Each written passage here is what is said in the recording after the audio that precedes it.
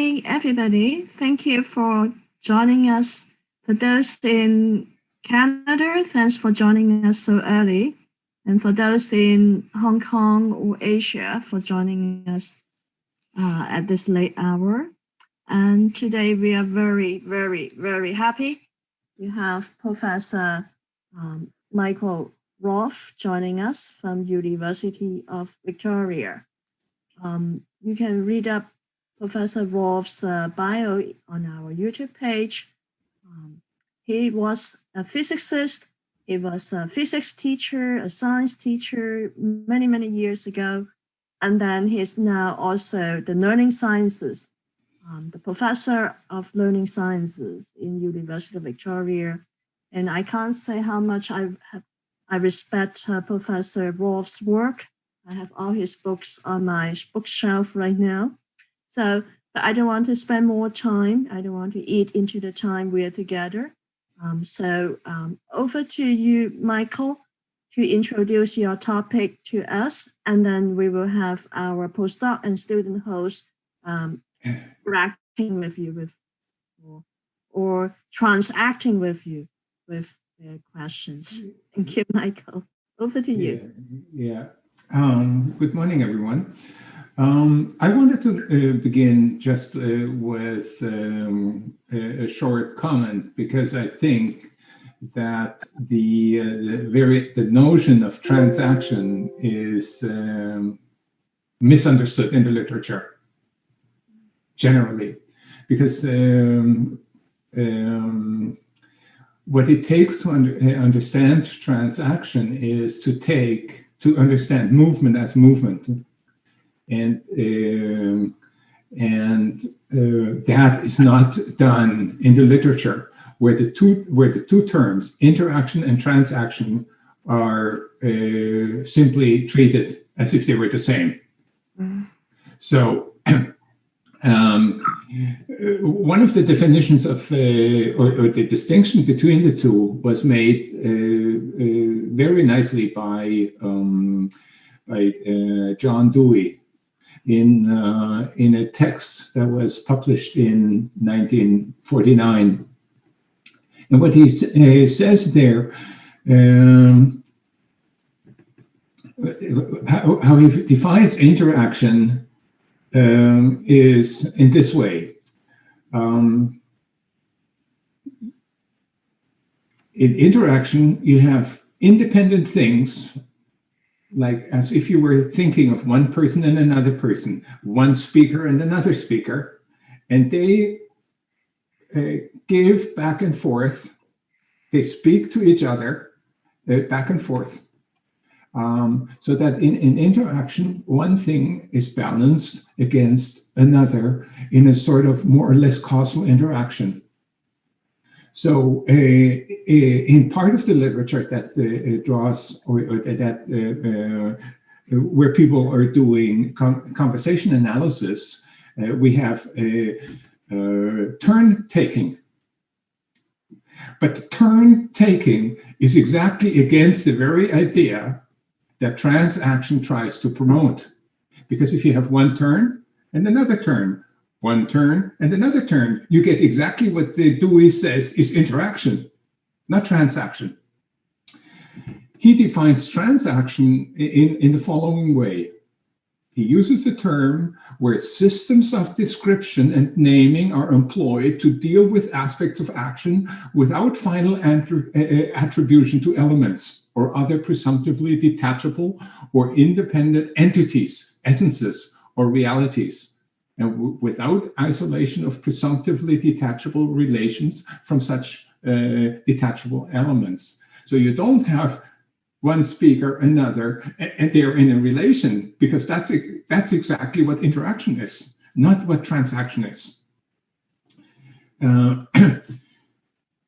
I use, in fact, an example from conversation to show in which way I understand Dewey, and before him, William James and Alfred North Whitehead, to think about relations where whatever you define later as the individuals, they're just abstractions from events that are occurring.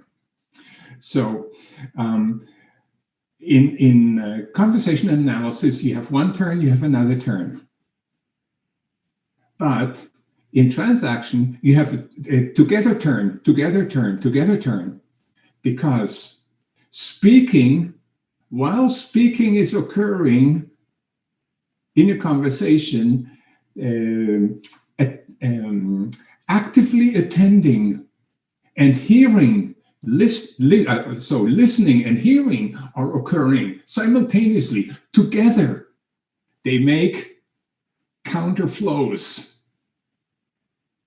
And when the second speaker speaks, this second speaking is actually a continuation of listening, attentively listening to and hearing. So in transaction, you have this back and forth, and it's that back and forth that brings about any distinction between that event of back and forth, which unfolds in time.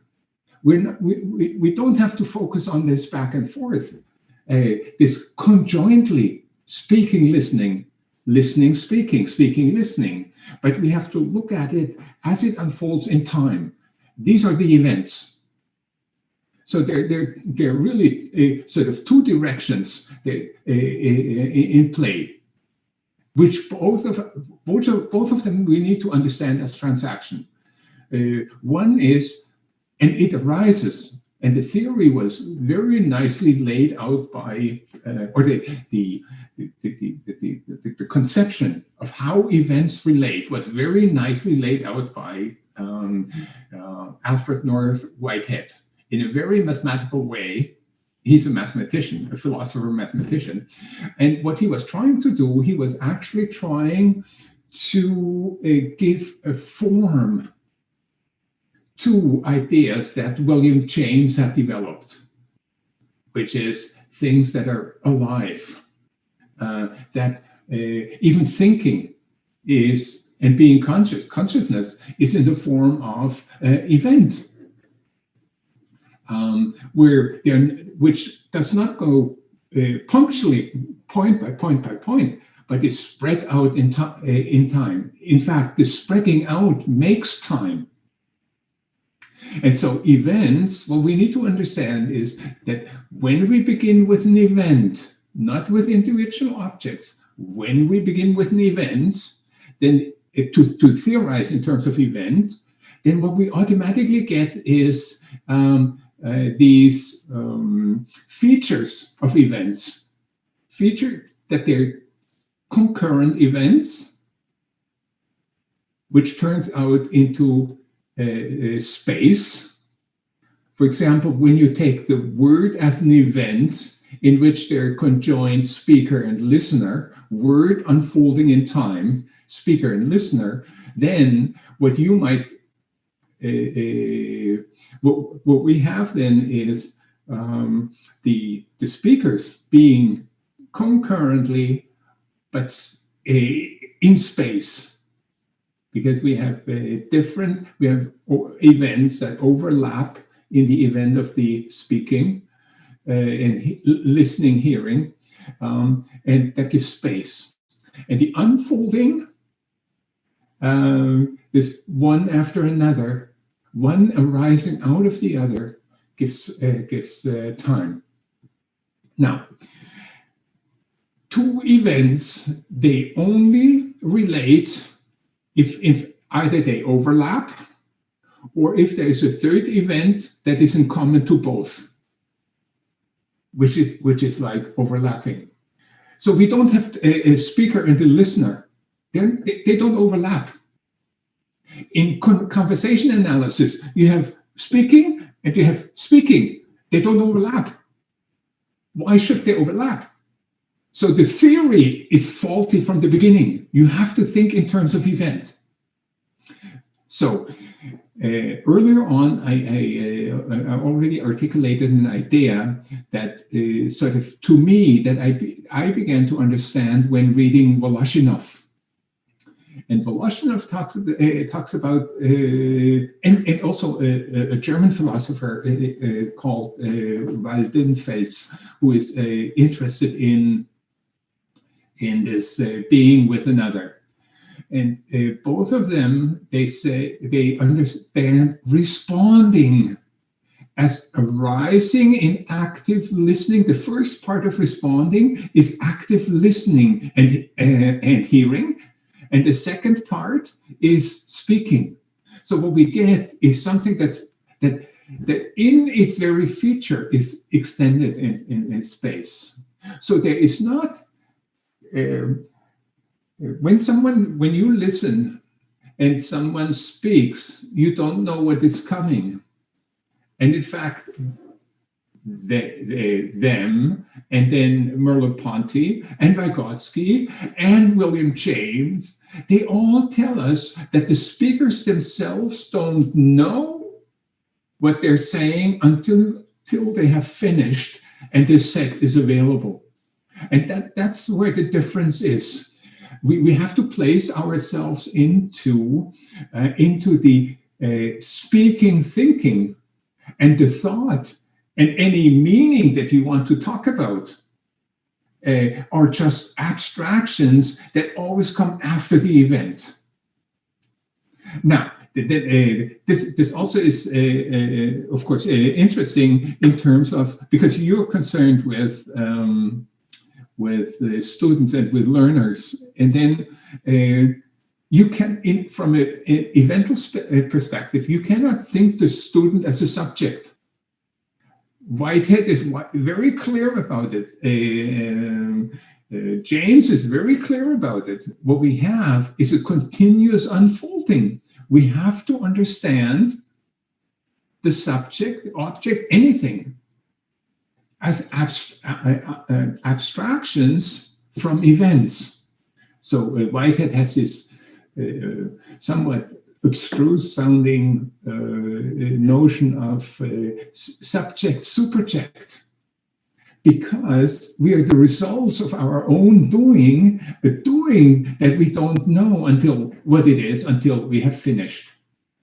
So there are other works that come in that, in part, I have contributed to, but it sort of emerged out of my readings of Lucy Suchman. Lucy Suchman, she's an ethnomethodologist, and she pointed out in the 1980s that we don't know whether we are acting to a plan until we've finished acting. So really, we don't know what we're doing until we look back and sort of abstract our doing into a done.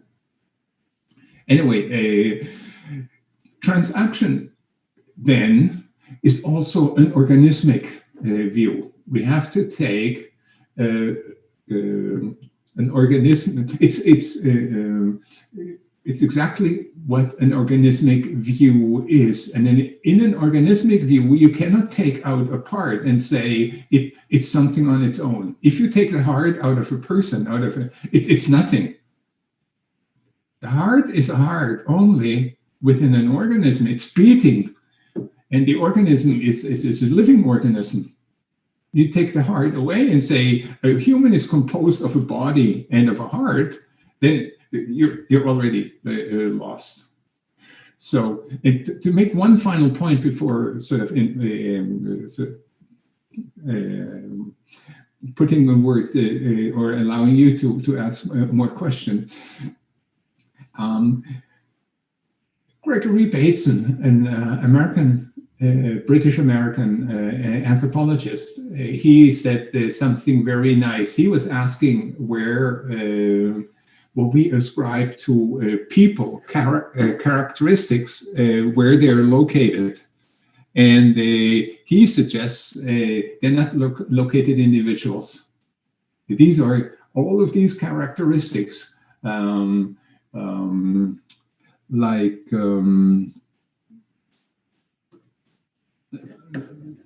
let me take a look here, because I dropped. So he suggests that things like dependency, aggressiveness, pride, all of these are not individual characteristics, but we all attributed that to people. We say this, this person is characterized by something like, aggressiveness. A dean or a teacher is aggressive, or another person, or that some people are dependent. Asians are more dependent on their teachers, right? But Bateson says, no. He says, all of these words, they are characteristic of what happens between people, not of these people themselves. Now that has really, really serious consequences how we think about relations. He is thinking, even if he uses the word transaction, he is actually presenting us with a transactional view, because he points to us that personal meaning really doesn't make sense, because whatever we have in a relation is characteristic of the relation, not of the individual. It's not, if you have a speaking, whatever comes out of the mouth, I've made this argument many years ago, what comes out of that mouth, because it's oriented to the other, it's for the other, it uses a language from the other, it's already the other. It's not mine. These words that are coming here are not mine. They're yours as well. And so years and years ago, when we were critiqued on an article by the reviewers that said, you only are looking at one teacher, we were arguing, we have 28 students and one teacher, so we have n equal 21 at 29 at least. So there is a relation, because the words are common to both. They're from both, they're to both. And so when we think transaction, we have to think in terms of the larger event of which this is part, and not in terms of one person is giving something to another who then makes meaning, and then gives it back. Making meaning, what is meaning? Meaning is a thing. So that's why I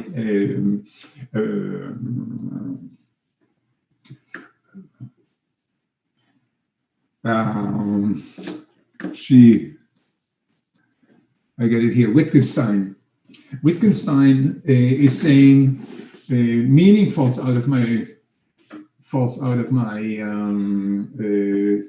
theory, because it has no place there.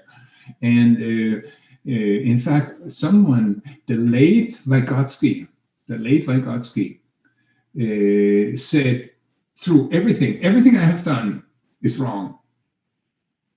So all the people that are citing Vygotsky, I'm saying, look at what Vygotsky says at the end of his life. He says it's all wrong. What we need to have is a dynamic perspective. He uses a German word, flüssig, which means fluid.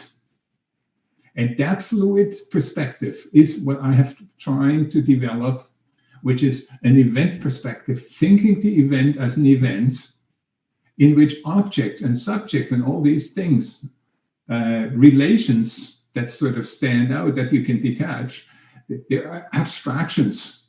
But what we need to do theoretically, we need to think in terms of the event, and then say, okay, from this, if I take a photograph, I get a subject. If I take a photograph of speaking, I get a thought. And the end result will be that this is a transactional perspective. Transaction, because there cannot be two events that have anything in common, and the two events, two human beings, they're related only if they share in a third event that they have in common, which are then common to both. And in time, there has to be one thing has to come out of another. And then you can develop all of these thoughts into, further, like John Dewey, he says, he throws out cause and effect relationship. The word because you have to throw out. I do this because you told me. Now, you're already in cause and effect, right? You have to throw it out. Anyway, so I stop here and let you ask a question. I'm trying to communicate something that's very difficult that I have mistaken for 20 years. I've used the word transaction like interaction and didn't sort of get the point until I developed here. And I'm trying to help you, well knowing that you might go on for some time and use transaction as if it were, like interaction, when it actually is something different. Thank you so much, Michael. You did a great job unpacking this evental perspective. I could think of two very important consequences, like what you said. The Asian learner is always saying, "Oh, they are passive, they are quiet." I even have I have a student now teaching in Japan, and she's saying to me that in one presentation there is the so-called native English teacher, that is what I called a white American teacher, presenting in the Japanese conference, saying that these Japanese students need to be reprogrammed. They don't speak a word. There must be something wrong there. Okay. So, but what you said has such a great educational consequences. You cannot locate a deficit in an individual student, Asian student, Japanese student, or all these Japanese students have a deficit in their brain. They don't speak up in class. We need to rewire their brain, reprogram that the actual wording used by this white American teacher. Now I don't want to generalize. There are other white American teachers who are not like that. Okay, so I can think of this locating a deficit in a student or in a teacher or in an individual. Number one consequence, so important. And conversely, you locate efficacy, because I know one of our SFU students, Matthias. Hi, Matthias. You are keen on the notion of self-efficacy. And time we have been trying to say this self-efficacy is locating this efficacy into an individual. Yeah. We know that whether it's deficit or efficacy, it's not located in an individual, like relational, it's an evental perspectives, right? So I could think of these two very important consequences from what you just told us. For my doctoral students, okay, Matthias, you're in the audience out there, so please reconsider your attachment to this self-efficacy as an individual characteristics. Okay, so to add to this, there are two things. I learned that at Simon Fraser, I had a class, and it turned out that the one student wasn't speaking. It wasn't an Asian student. It turned out to be a First Nation student. Yes. And I said, we have to stop. We have to stop right now. And I addressed the person. And she said, there's no space. There's no space for speaking. And when we look in our culture, there have to be pauses. There has to be respect. This means respect before someone else takes up speaking. Once we started addressing this, that person was contributing like anyone else. This one. The other one comes from the literature. I think I forget the name of the person who had done it, but it was done in Hawaii. And it was on, it may have been in reading. And students, Catherine Poffet-Al. Yes, that's right. And she did this experiment where the the practices were changed from what is typical for white male culture to a Hawaiian culture of relating, and these children were producing and contributing tremendously. And so here too, you see that it's not these children. It's not like you said, Angel. It's not in the children. It's in the relation. In the global context, the school is a bigger sort of shell, and the relation teacher and student is a narrower. And these are all events, and they're combined into a big stream, and they can be enabling or disabling. Yep. But it's a relationship that's disabling. It's not the individual that's disabled. Yep. It's also in the physical spatial environment, right? What J. Lemke calls the eco-social systems, the material systems plus the relational, so eco. But the problem is that when you use system, then you're back. Back to the See, one thing I learned, it took me a long time. It was Nietzsche, the German philosopher Nietzsche. He talked about, he said about the will to power.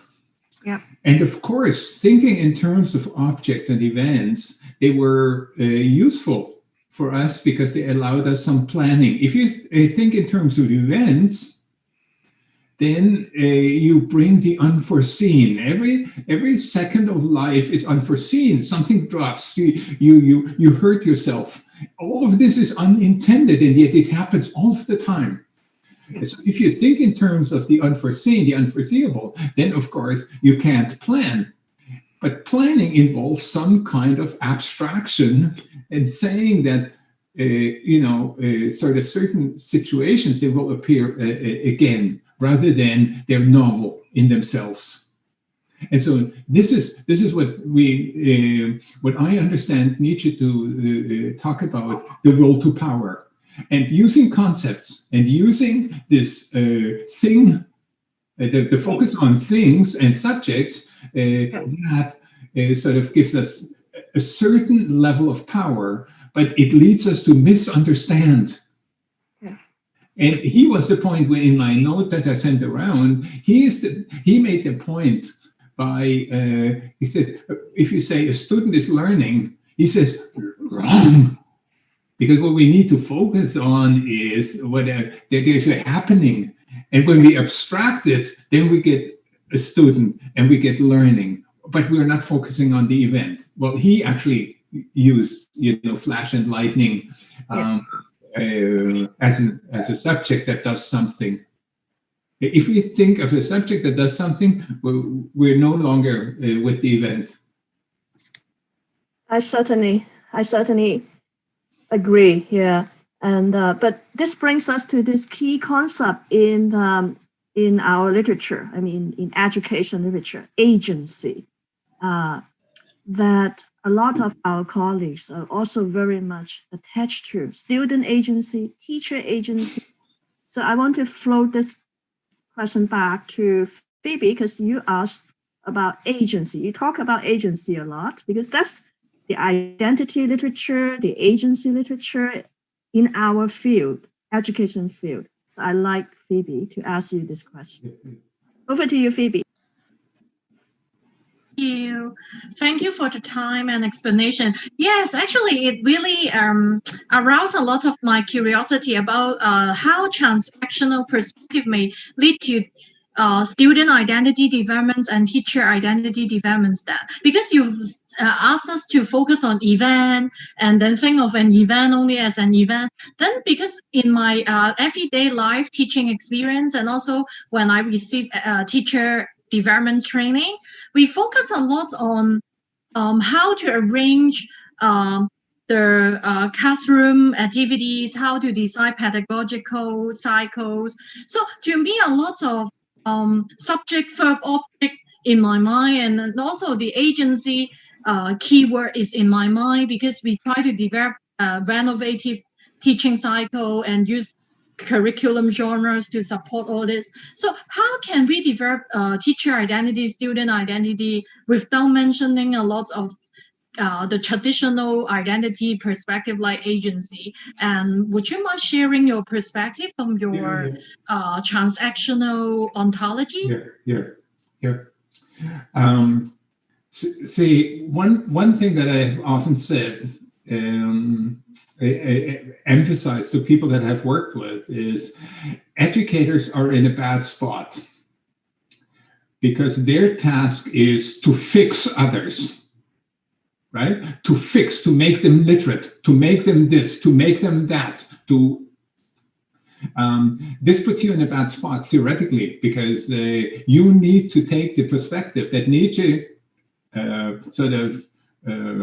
critiques, because you have a role to power. You, a teacher, you're responsible to fix those, to get the kids have high grades, to do this. Now, I have a little a biographical example. When I started out teaching, and I wanted kids, to be interested in the way I became interested, and I became interested in physics. Interested. When I was doing my master's thesis, before, I found science in school, everything boring. Not only boring, I wasn't even the best student. It was just, it was irrelevant. Anyway, so I started teaching, and I sort of wanted to set up, and I was wondering about how I could get the students to develop that interest. And I was thinking about what happens in the classroom. It was sort of around my 10th or 12th year of teaching, 10, 11, 12. I was teaching in a private school. I came to realize that what happens in the classroom is not a function of what I plan and do and set up. And I started emphasizing to my high school students is this is us doing together. If you're learning, it's because I allow what I do allows you to learn. And if I'm a good teacher, it's because you allow me to be a good teacher. So we are mutually, we are in this together, and we are bringing this about together, not me alone. If you don't understand, don't blame me and blame me. Don't blame me, but blame me. Don't blame yourself, but blame yourself. It is. In the transactional perspective, we come to understand that we are no longer in power over everything. It doesn't have, there's something else. I have for many years, back in my scholarly history, I have started to critique the concept of agency, because many things that happen despite of us. I mean, even in our lives, you drop something, you push over a glass. This happened to you. And if we follow, if we think about what the Vygotsky says, that we know our thought when we have finished speaking, I am subject to what I'm doing. I don't even know what I'm doing until I'm finished done. If this is so, then agency cannot be the right thing. It's the event unfolding, and at the end, I know what I have done. At the end of it, I know what I have thought. And again, I have a nice anecdote. One day, I ride my bicycle to the lab, and my postdoc asked me, maybe she was a doctoral student at the time, maybe she was a postdoc already. She asked me sort of what I had been working on, and I started speaking, and then and she wrote that up one day for a chapter. I stopped and said, "Let me write down what I've just said. That's something new." So I was telling something, and while I was telling, I found that there was something new after I had already been talking about it. So my thought came after the fact. I knew my thought afterwards, not before I was started speaking. And that is not part of agency. Agency is the classical concept. Agency is a classical concept where you have a plan and you do it. You make up a plan and you do it, and then you sort of evaluate the outcome. It completely forgets to theorize that things are always happening to us. That it's not just us, not just thought, but that there's thinking and doing, and that we're subject not only how the environment acts upon us, we're subject to our own doing.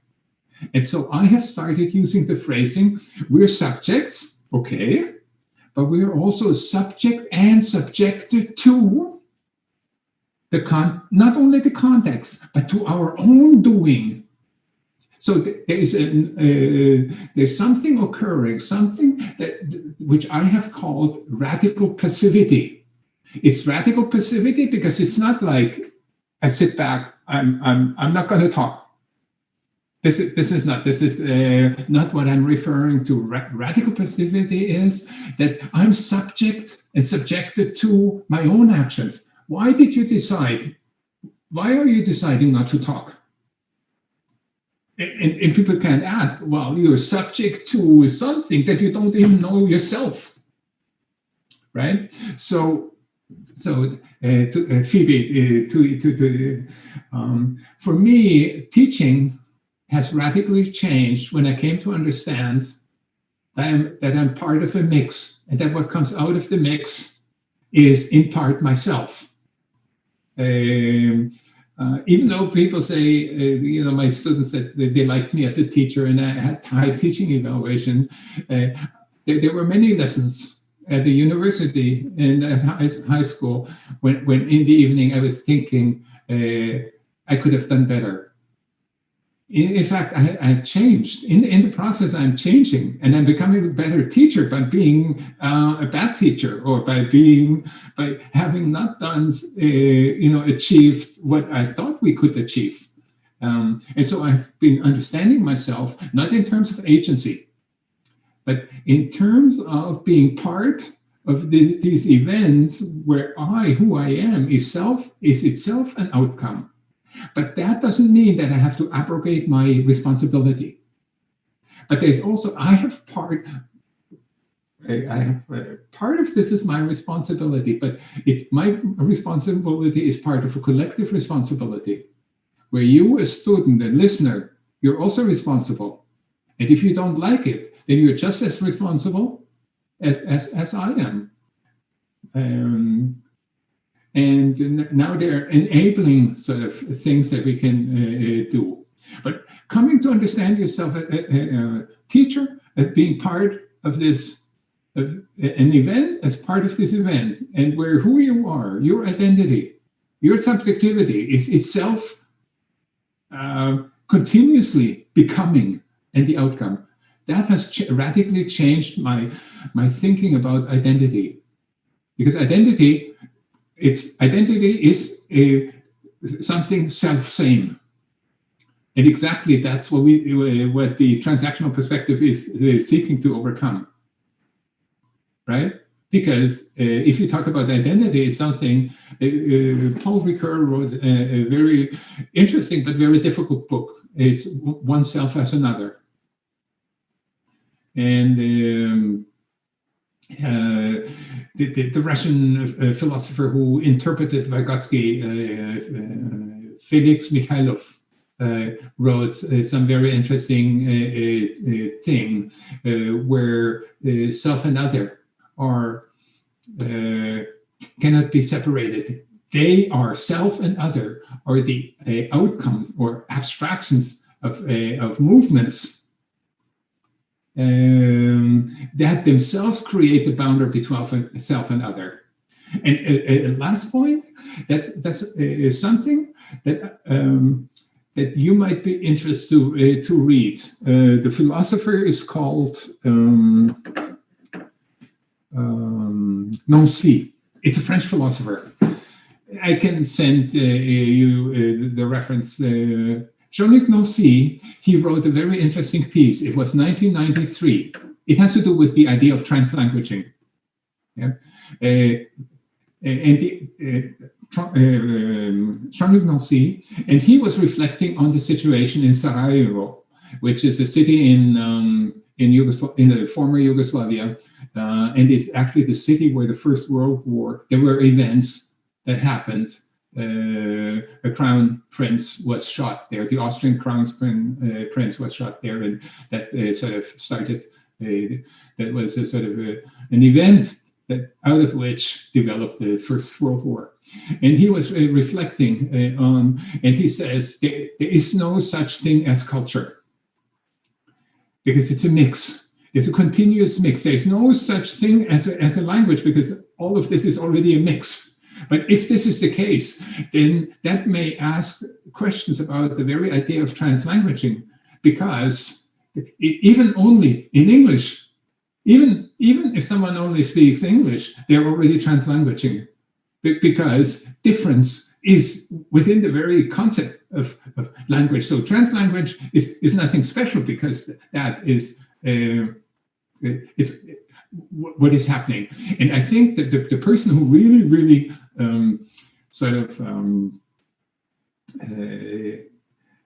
put that to paper is Jacques Derrida in the book on monolingualism of the other. And you might be interested.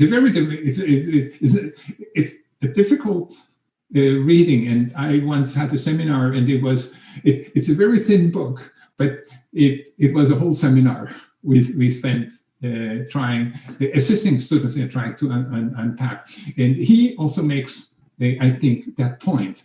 And in fact, citing some Arabic scholar who was working in bilingualism and trying to capture that. And Derrida is giving us a view that I see very similar to what Nonsi about that. See, an event always is impure.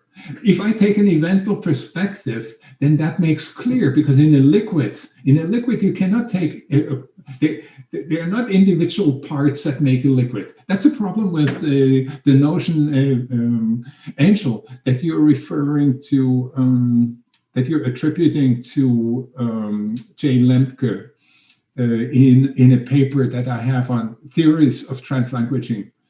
And I read the paper, and somewhere it says that that he suggested that there is a coordinated parts of an assemblage of agents and resources, all entrained. Look, agents are things. Resources are things. They are trained in a flux that's outside of them. That's the problem. If you think in terms of fluid, all the differences that you need for your translanguaging, they're already there. The flow is already there. And the subjects and the resources, they're abstractions from that flow. So if I think in terms of flow, all of those things that I need, they're abstractions. And I can go back to philosophy, like to what Marx, many people misunderstand Marx and Engels. Because Engels, he wrote a piece on dialectics. He has it's part of the edition. It's on dialectics, and he suggests that difference, that thesis and antithesis, they produce movement. It's not like this. There are thesis and antithesis because of a movement. So if I start with movement, then thesis and antithesis, they're just abstractions. You go further back in history to a philosopher who is called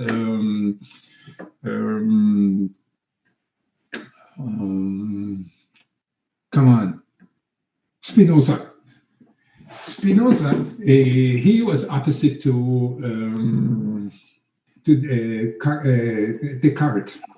Descartes, right. Descartes is thing, body, and space. One thing cannot be another thing. That's Descartesian thinking. He suggested something else. He said that these mind and body are abstractions. He didn't think in terms of event, so he didn't go far enough. But he was one of the first to say this mind and body are not the things themselves, they're characteristics of something else that we don't have, of some unity that we don't have. And because they're external, they will be opposites.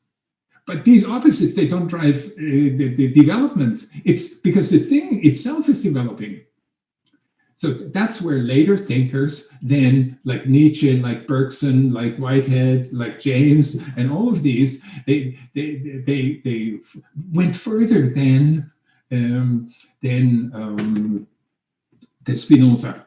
And Marx too. Marx says that they're opposites, but these opposites are the results. They're the abstractions from movement. Think about the exchange that Marx theorizes. Well, one is giving a commodity, and the other one is taking. So giving and taking, this is one transaction.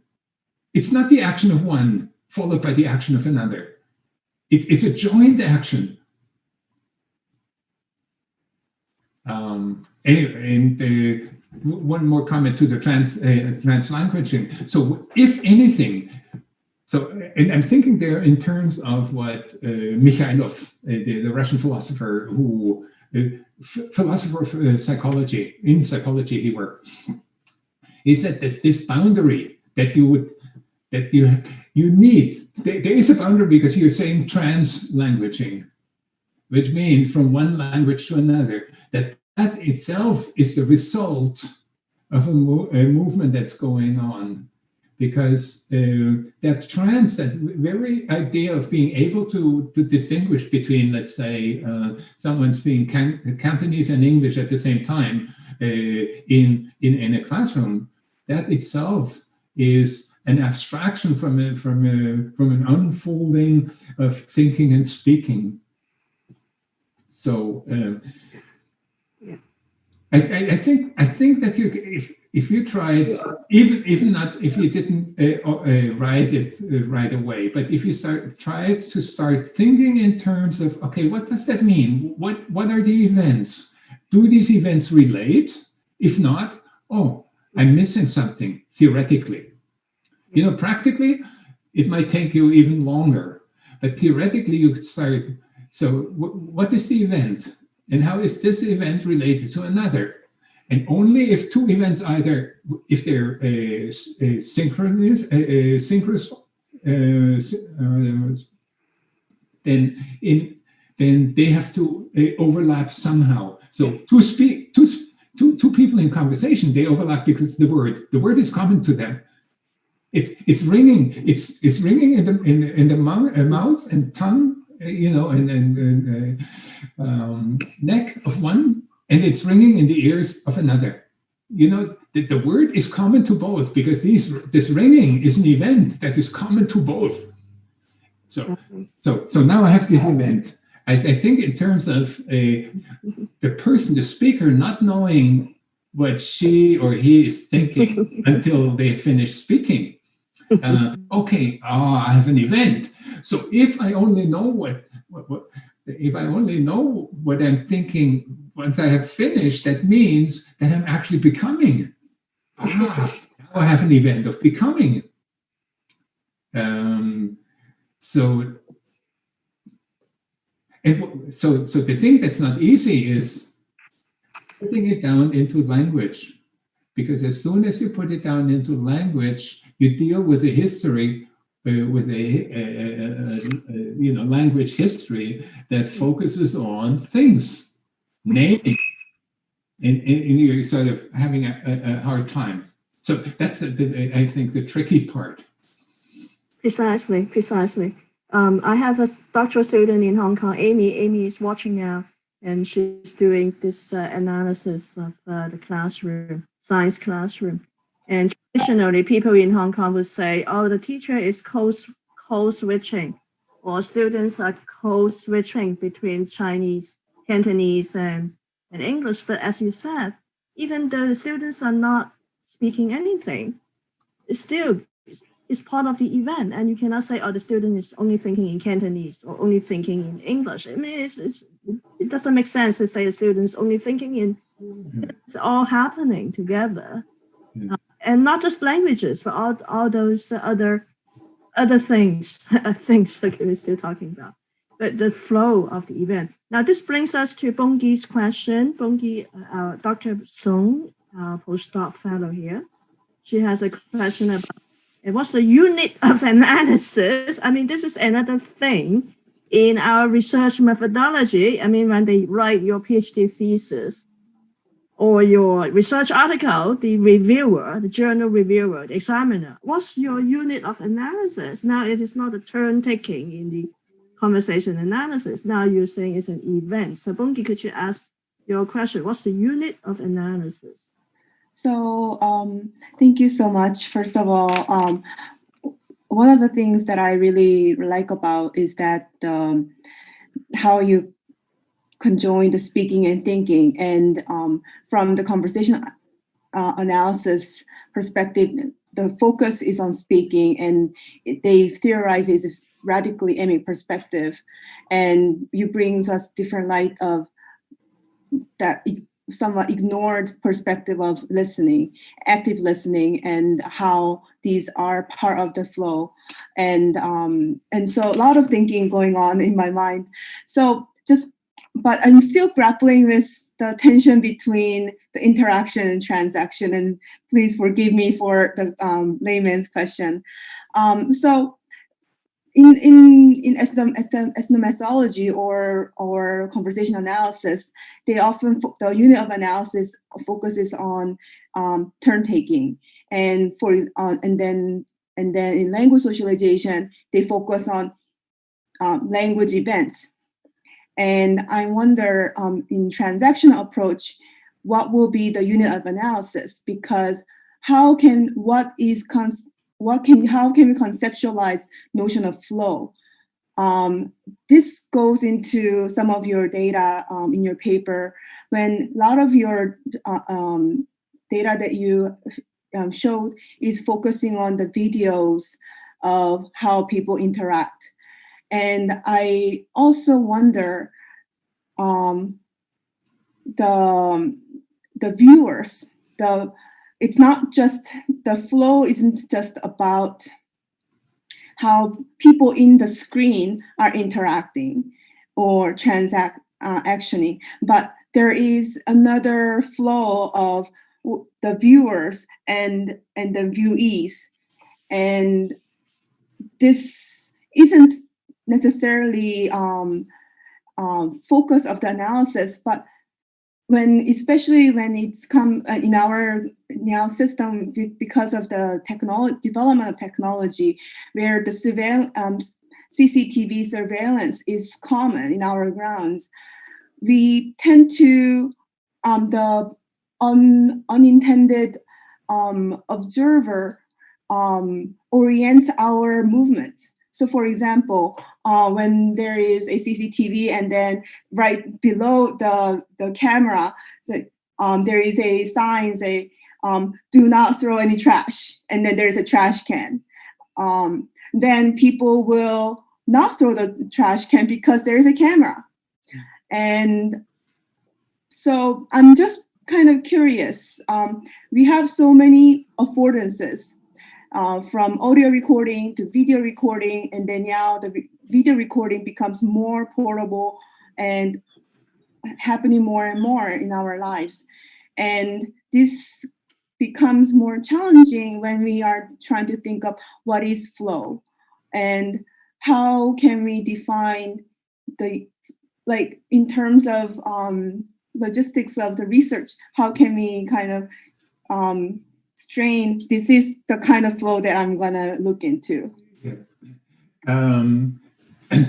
That question, or the answer is not an easy one, and it's sort of you can read, at least you can read it back into, or in Vygotsky's thinking and speaking, thought and language, however people entitled it. It had a different title.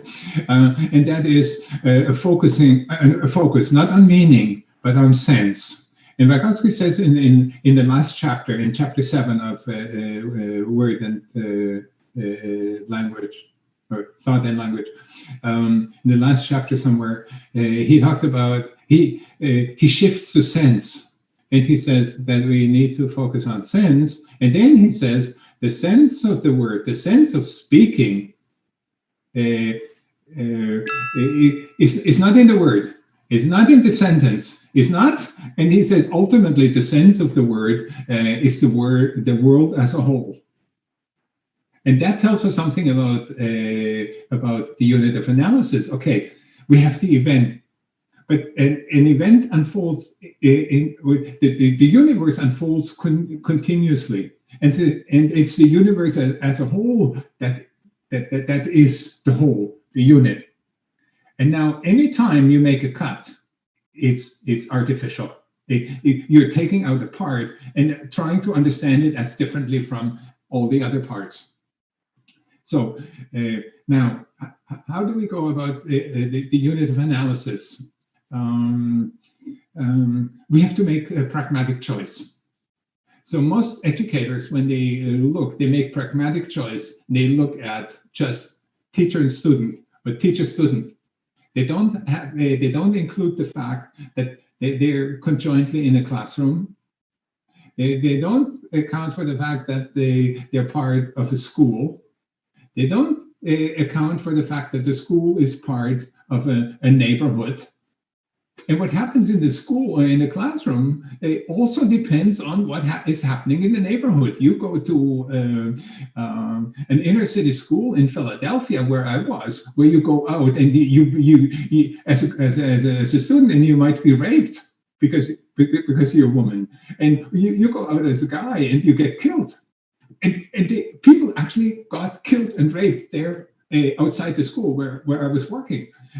You have to go through a metal detector into the school. You're not allowed in the school unless you go through a metal. Anyway, so what happens in the classroom in that school will be very different and dependent on what's happening further out. And we have to take into account. And I think one of the problems with much of educational research is that we're focusing on events that are so narrow that we don't no longer understand what is happening. I mean, so it's like this, but also historically. Teachers and students, there are certain histories. The student subject, subject, they're becoming as part of schooling, and that becoming may be changing, not only because of the history of the whole system, and because of the history of parts within that flow. I'm not sure. I have reference in my in those writings that I sent to you. There's a paper by Anne-Marie Moule and John Law. It was 1994, Social Studies of Science, and it presents a fluid perspective on anemia. And they're saying, they're giving some arguments why networks perspective like Latour, why that is very limited in some aspects to understanding. So if you want to see how people write when they use flow as as sort of a point of departure, that is an interesting paper to read. Oh yeah, Angelo, I sent this. It may be in there in that paper that I sent most recently on sign, but I'm not sure.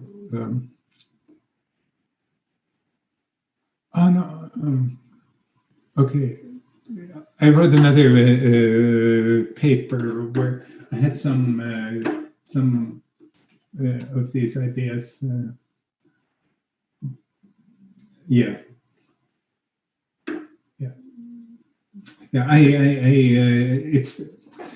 I thought about these issues again when I recently was invited to contribute to a special issue on borderlands, because this is another concept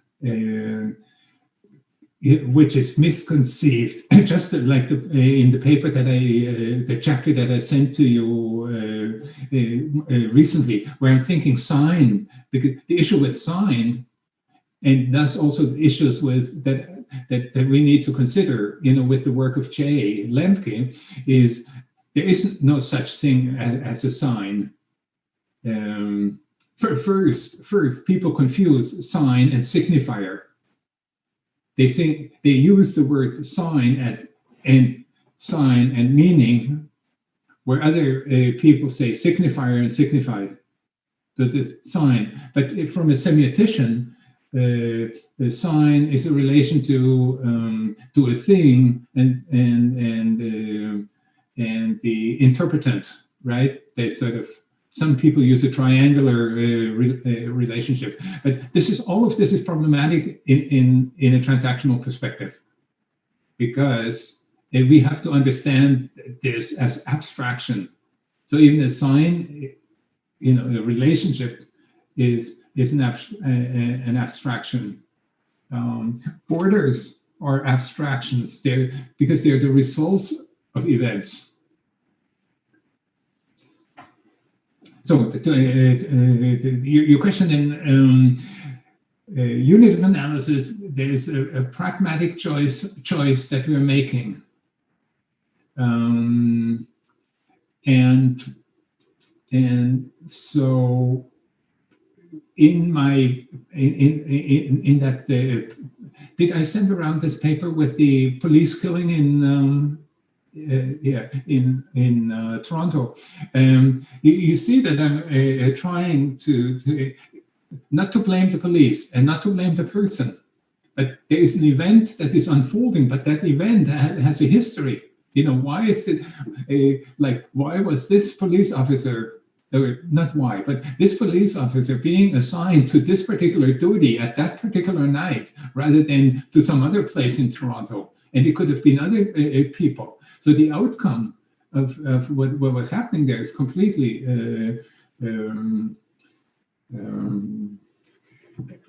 it's out of the hands of these people in part. It's not completely. And so you're trying to then to identify, how much do I need to include in order to get a sense of what was happening and what was leading up to it. What are all the other events that have occurred that allowed us to see what we were seeing then at that point in time. And so you already see the psychologist, they would look at the police officer and said he killed the guy. Or another man might say, the police will say, oh, it's that guy acting up. See, all of them using this ontology of subjects, of things, and trying to locate the blame or the blame on one or on the other. I mean, that's what the courts, because the courts have to decide whether you go to prison or not, the police officer. But if I'm from the point of view of trying to understand, I'm including as much as I need. And in that case, I think I was asking the question, why this police officer in this place? And then we get into the decision. Well, some of his superiors made the decision that he had to serve on this night at this place. And then, while he was driving up to this place, there could have been an accident. There could have been so many other things that would have prevented this person to be in this spot at this time. I have to take all of this into account. That makes for sort of messy, for some messiness, but also it gives us a better appreciation. You know, it was from the perspective of the police officer, it's just bad luck. Did I have the paper on the aircraft? See, there too, I'm trying to understand it from a larger perspective. It's not just these pilots, you know, or incompetence, or because he failed, you know, the tests before. The company, it was also the different pieces in the aircraft. So with these pieces in the aircraft that make up the aircraft, we get the airline companies, we get the supervision in Taiwan, we get all of these things that become part of a history. And then what it allows us to do is, what it does, it distributes the blame. If you want to blame, it distributes it. It's the airline company. It's the company making the airplanes. It's the supervisory committee in Taiwan. It's the pilots. It's all of these, and you know, conjointly, that and there's not even a causal reason. You know, this thing malfunctioned at this point in this aircraft at this time with this crew. Once you do that, it's like, really, it's a bad luck for these people. You know, it's not, rather than the pilots are to blame because they're incompetent. They don't have, as some psychologists would say, situational awareness. Because, you know, if you just look at those, you could say, oh, the pilots could have landed the aircraft if they had known what they should have known.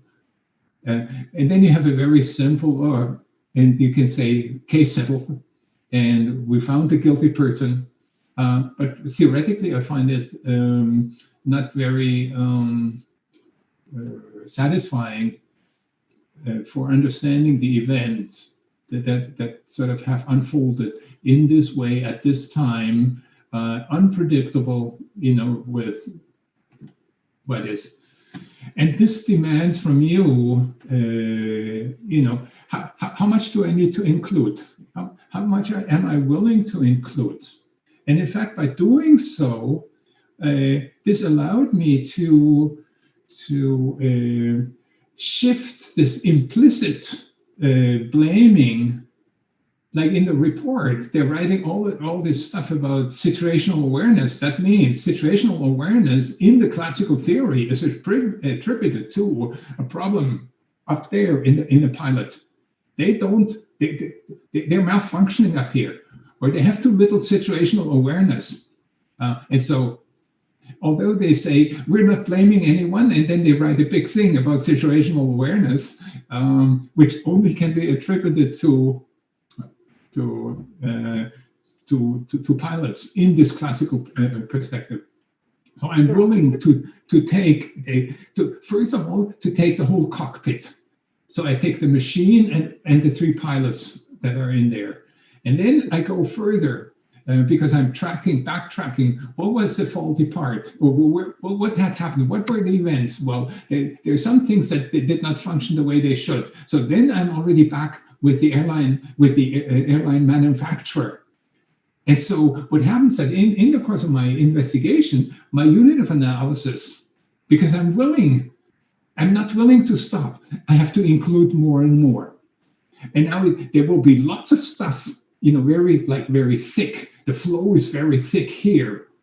And then I realize that they're connected to flows that are further out there.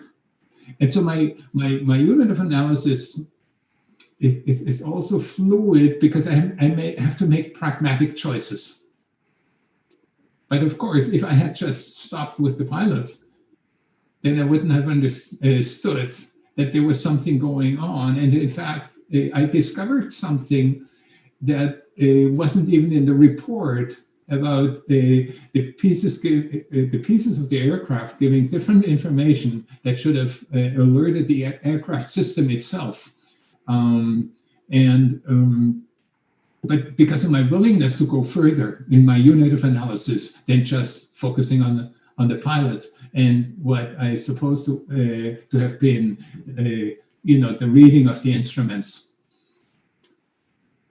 That brings us to this key ontological idea of how current events are constrained or shaped or influenced by the results of previous events. But then, so definitely, the event itself, we cannot say event A, event B, because then it will fall into the trap of entity A, entity B, right? Mm. So, but as a researcher, you have to artificially delimit your event as your unit of analysis, even though you're trying to. Yes. So if we look at this as this flow, that any time we try to delimit an event, saying a previous event influencing the current event, we already fall into the trap, right? If you think in terms of a river, you can take any piece of flow out, any sort of back eddy or any turbulence, and you focus on it, but it doesn't exist in itself. Like Vygotsky said, thought is people, psychologists, they have been thinking about thought as thinking itself. They haven't thought about, the psychologists haven't thought about people, and people living in context, and people having histories, and these histories coexisting at the same time. So when we remember, when we are speaking, then there are not only the events that are current, but there are also the events of remembering that are occurring, and they unfold over time. So it's present. And the idea that I don't see in the literature much being picked up was by James, that our consciousness is not like, I know a word. It's not, the present is not punctual. The present is expanded in time and space. So he tried to put the sort of an idea to it, how long, 8 to 12 seconds or something like that, because a sound, I see in a transactional perspective, you could not even say something about a chord unless a sound that is in the past is co-present with the sound that's occurring right now. You cannot even say that I'm answering a question unless that question and the answer are co-present simultaneously. If they were not, you could not make any distinction whether one is the response to another. Right? So we need to have an eventful perspective, and we also have to understand the co-presence of these things. There's not one after the other. There was a speaking, and there's speaking, but this speaking arises out of this, and this speaking is co-present when this speaking is occurring, because otherwise you could never make an evaluation even further down that like a teacher saying wrong. When the teacher says wrong or try again, then those who are hearing the teacher evaluation, they also have to be hearing what the students, what the teacher said before and what another student said before, in order to understand try again as an invitation or as a critique of what happened before, and as an invitation to speak something new. Okay, yeah. So I have one question about the notion of thinking here, because I think in my interpretation as the methodologist, the reason why they are focusing on speaking is that they, from the constructionist perspective, they don't want to focus on the inner state of mind, the stable notion of the factual world, and instead of what they are trying to unravel what the thinking is, but they're focus orienting to what is being produced at the moment. And I think you are introducing us, explaining the different theoretical notion of thinking. And then could you elaborate on this? Yeah, I'm just saying thinking without suggesting that we have access to what the thinking is, independently of what is currently occurring, precisely because what is relevant, if anything is relevant in relation between people, is what we make, what is being made available to the other, which means it's what is common to us, and that in fact shapes what any individual thinking could be. So this focusing on thinking is with respect to my using, is sort of bowing to the history in psychology, and as a crutch to allow us to step into a perspective where we focus on relations. So any thinking that might occur, if I don't know what I'm thinking, then I really don't have access to it while it's occurring. And after the fact, I may point to it and articulate it through another saying, but in effect, the question is it relevant? You might have some private thought about anyone who is there, about the speaker. You might have private thought, but does it, for understanding the event, does it matter? And I think even Vygotsky, during his heyday as a psychologist focusing on the mind, he was suggesting that writing is not something individual. Writing is something social.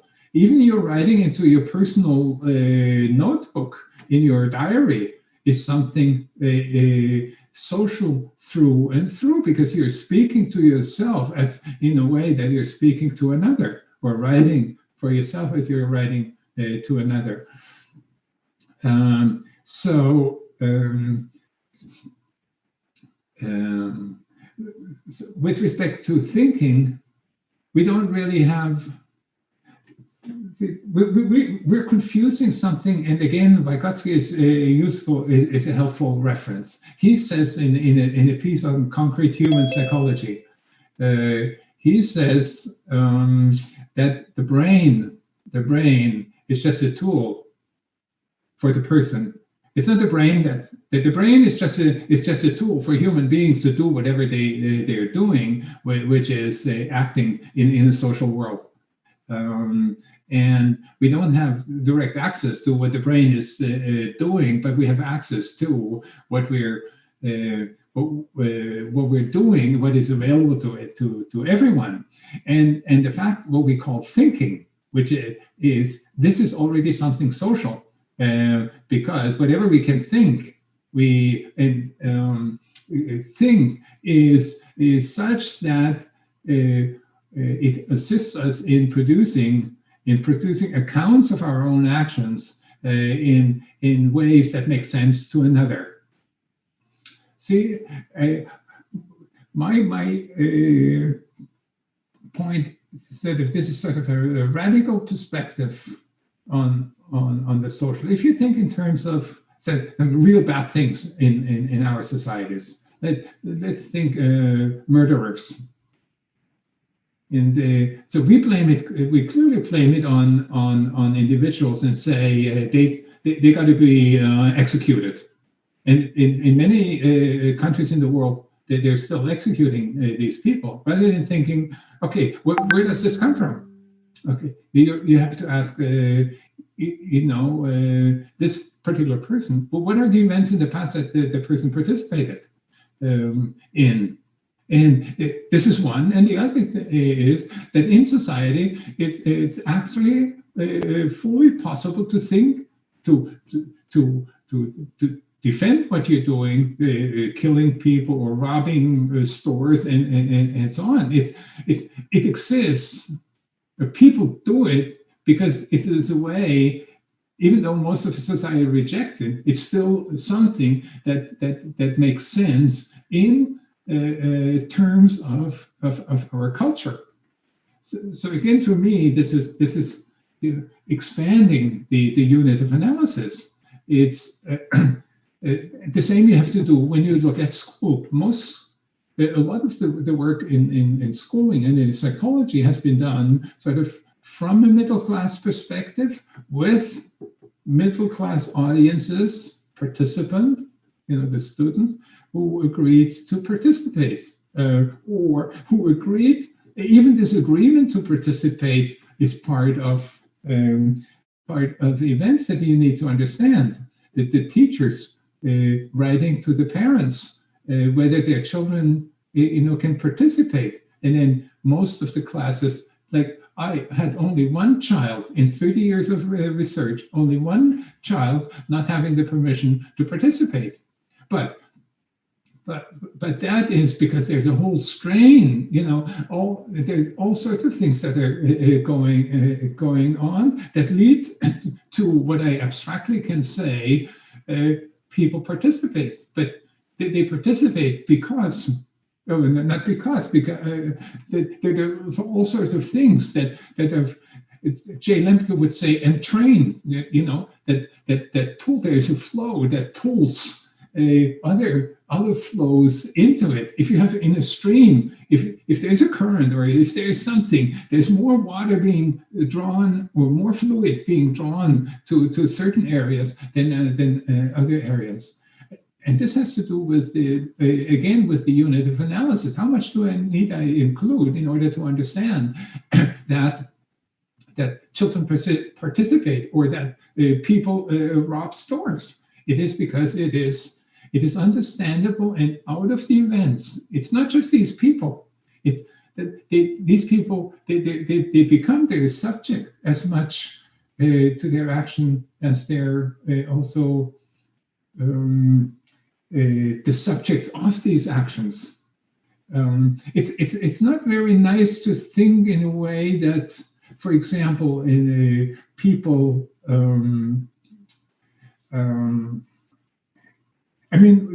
Anyone who participates in a meeting knows that these meetings are held because you want to come to a decision. But these decisions that we are in the end, they may be in a way that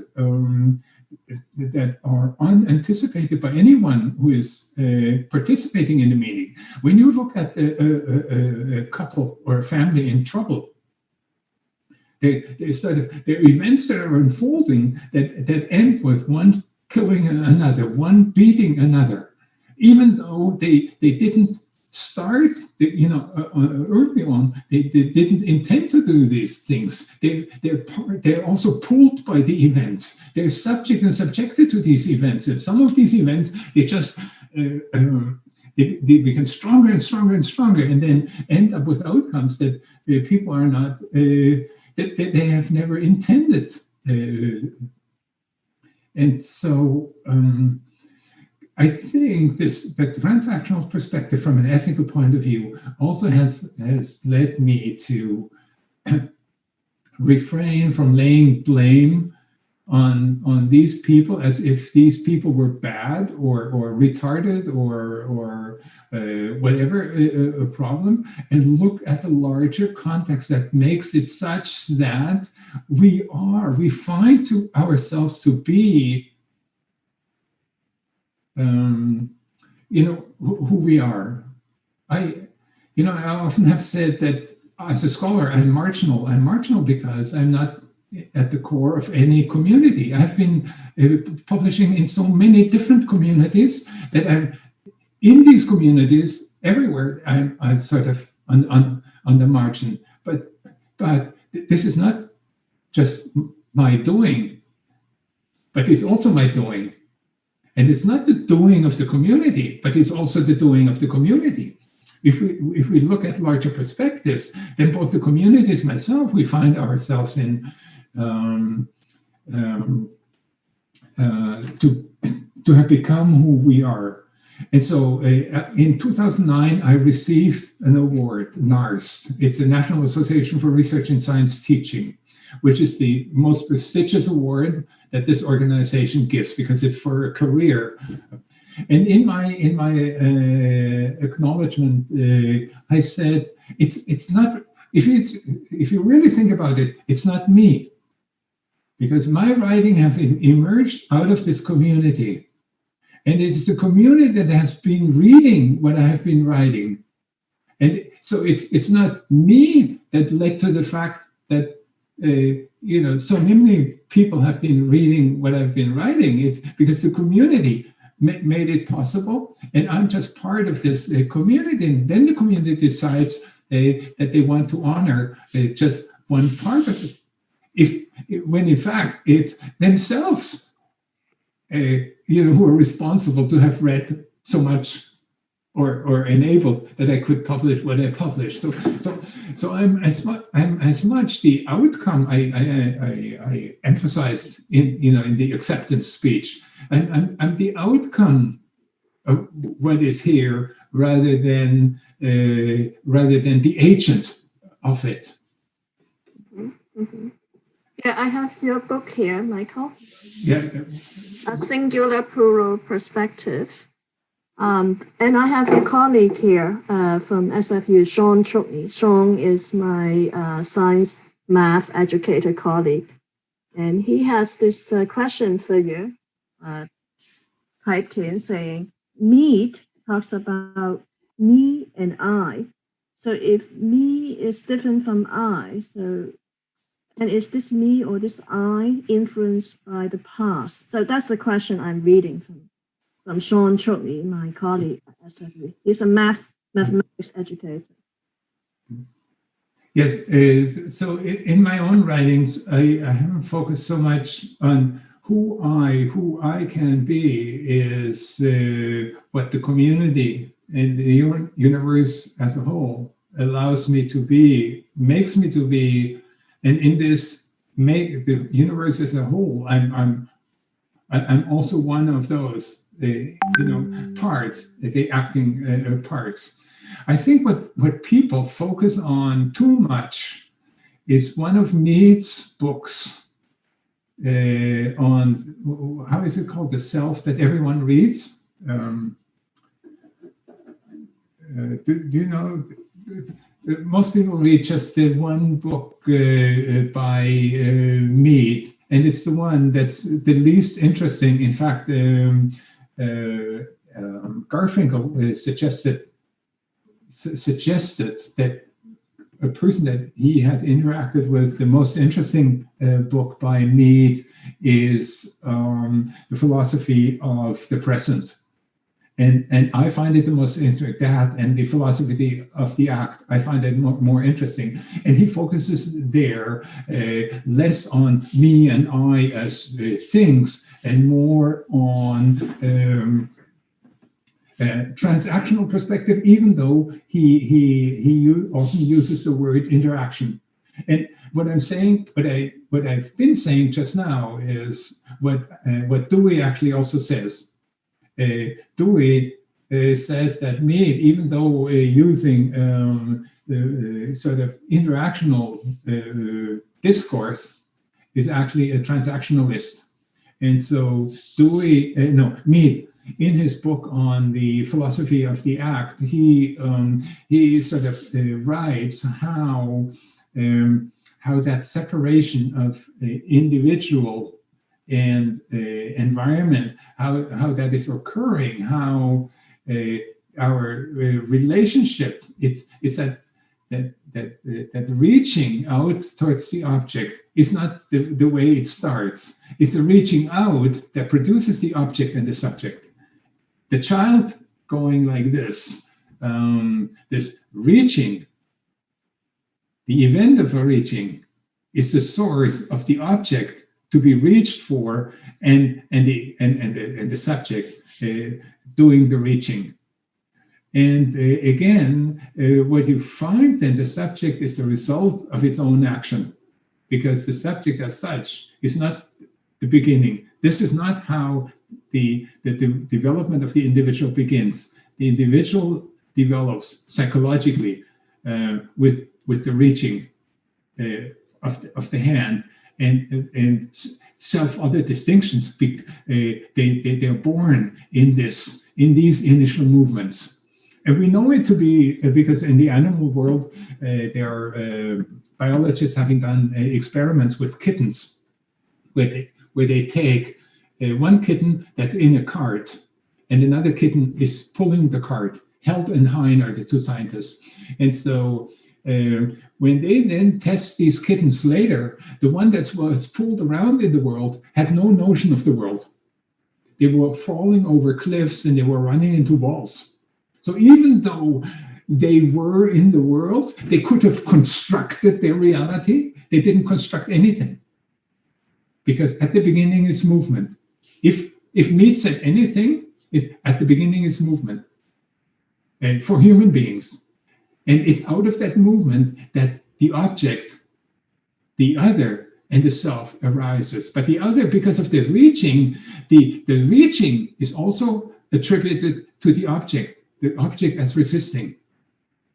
So there's something, an agency also in the environment, an inherent agency that we understand from the environment to have been occurring. So this I and me, I think from a transactional perspective, we have to situate in a larger development. We have to ask how and when and what do these notions of I and me emerge in the first place. So if they're not the initial aspect, so my theory can never be one in which the subject is first, where the I and the me is first. Because the I and me are simply the outcomes of events that are occurring where the I and me have not yet existed. So that's the beginning of the thought for me. Also, pointing to this book that you held up, Learning Sciences, to me, these experiments, learning science, to me, the events that led up to that book, they were very, very interesting because many teachers, they sort of blame students who were not willing to learn or who have misconceptions in their heads and so on. And others, people other than Angel, they might not have read the book. In it, I did the experiments that students were asked to do in a grade 10 physics class. Now, I already had been a physicist. I have a master's in physics, a research physics. I wasn't trained as a teacher. So I'm doing these tasks that students were asked to be doing, and I'm finding myself doing what the students had done and sort of articulating what the students had articulated. So to me, that was very revealing in terms of why we're doing whatever we're doing, or how it arises without our knowing precisely what. And that sort of led to my understanding to come back to the I and me, learning from through the eyes of the learner. I've wrote some pieces after that. This has been one of my. These thoughts have constrained my work, in the sense that do the theories we develop, do they also describe what actually what I can describe phenomenologically? And so phenomenologically, I don't have misconceptions, because whatever I'm saying are things that make sense when you speak to others. So you can use these ways of speaking and be part of an interaction with others, where these ways of speaking are understood, are being used. And so why should it be that something up here is like a cogwheel that doesn't grab another cogwheel? For me, that was counter sort of an argument, a strong argument against the individualistic psychological perspective that people have developed, psychologists have developed, educators are using on in terms of theory. So does what we're saying fit, or does it somehow explain or allow me to better understand what is happening to me? And so that's, I had one famous researcher, especially in, I think in Hong Kong, on phenomenography. What's his name? Originally from Sweden. Yeah. And he told me once, he said, you must have done every theory in this world. And I said, well, I have tried, and when it doesn't fit, close investigation, then I abandon it. And I have found little willingness in the community to do the same. So I have had friends who became unfriended, or I don't know, because they saw me as a constructivist, and when I argued against constructivism, I was questioning their life, and to me it was just you're getting rid of a theory that wasn't very useful in understanding. We're not constructing our life. We may have dreams, but all of these are subject to, just as we are subject to events that are unfolding. Yep, definitely. I have this my doctoral student, extremely bright student, but extremely difficult questions usually coming from her. Miss Amy Wu from Hong Kong. Over to you. Okay. Can you hear me? Yeah. Yeah. Hello, Professor Roth. I'm very honored to be able to see you actually in person, virtually, because I've been actually reading your work and also inspired by you. But just concern of time, so I actually have 3 questions, but but for time's sake, I would just probably post 2 here. The first one is related to from a transactional perspective. Then, is there an entity? So it's kind of an entity approach, right? So then, is there English? I mean, as a language in from that perception, then, or how do we describe those? Because we live in the current conceptualization and translanguaging, then we will try to reconceptualize those languages, main languages, or we usually consider traditional approach, considering them as structuralist and very bounded entities, right? So then, from your perspective, then how shall we reconceptualize or rethink about these notions, and also including culture, because languages are usually socially politically constructed history or cultural traditions, right? So all these notions from a transactional perspective, how do you have any insights to share with us, how to? I think one sort of key reading, which only really then fitted into my later development, was reading Bakhtin.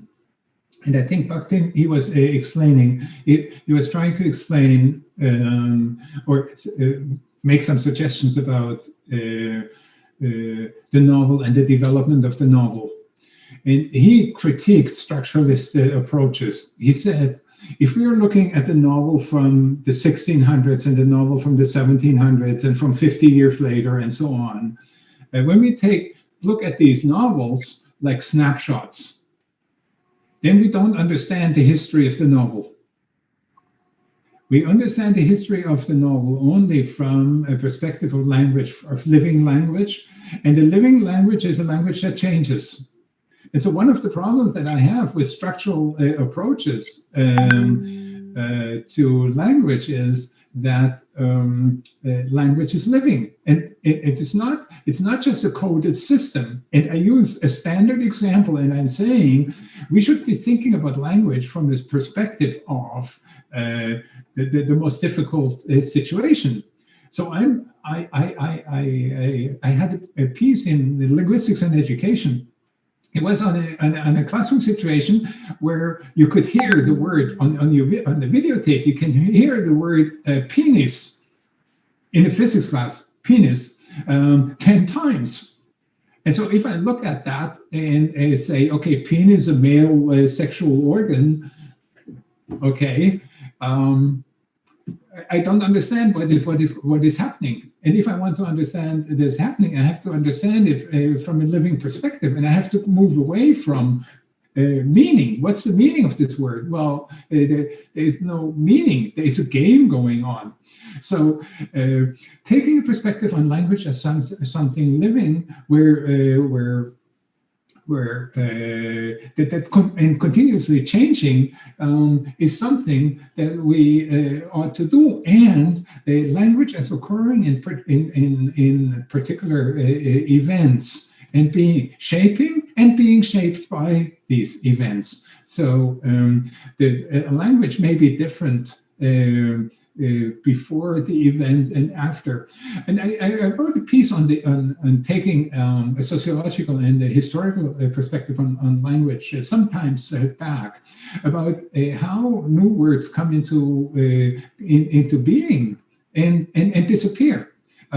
We know that words are disappearing. You can no longer use, I'm saying, the N-word. You can no longer use the N-word in Anglo-Saxon context, but in order to know what I'm saying, you actually need to know what the full word is, right? So the language has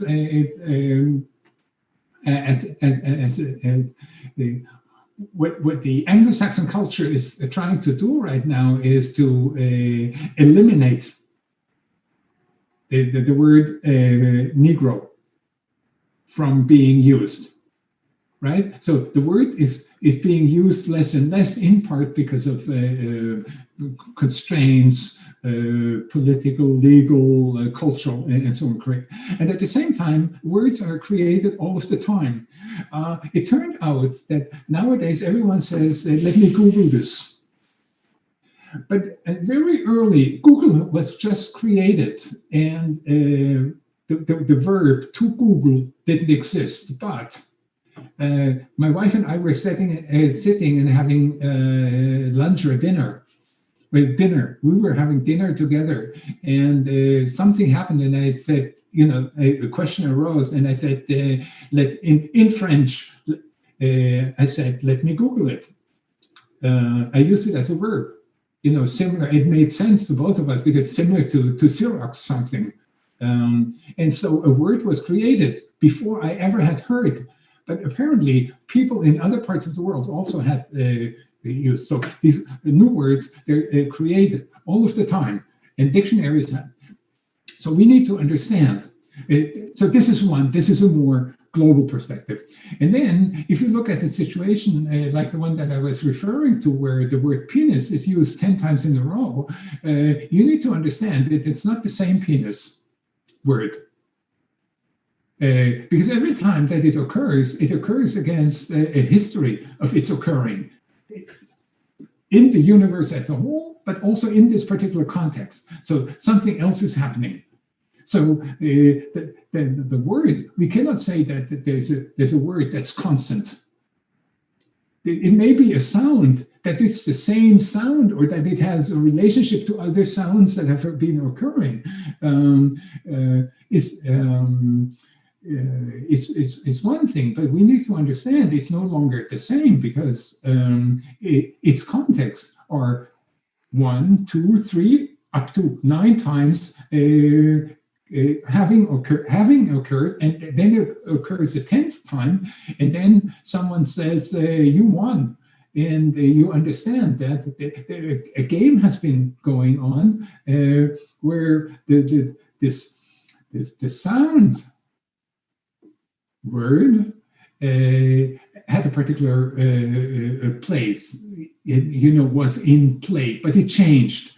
So this perspective then makes me ask questions about the kind of analysis that Jay Lemke did in his 1990 book on talking science, because no longer sort of do we, talking science. It had an enormous influence on me in one way, and it had very little influence on my work in another way.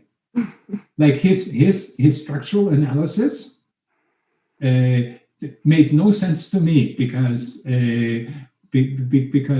language being like something in not only in flux but also dependent. That flux being dependent on whatever else is going on. This is the social aspects that Jay is referring to. But the structural part made little sense because the structure itself may have a function and thus is variable. And so I must understand language as something living. And as living, it's never the same. It's continuously changing, both in a cultural as in a local perspective.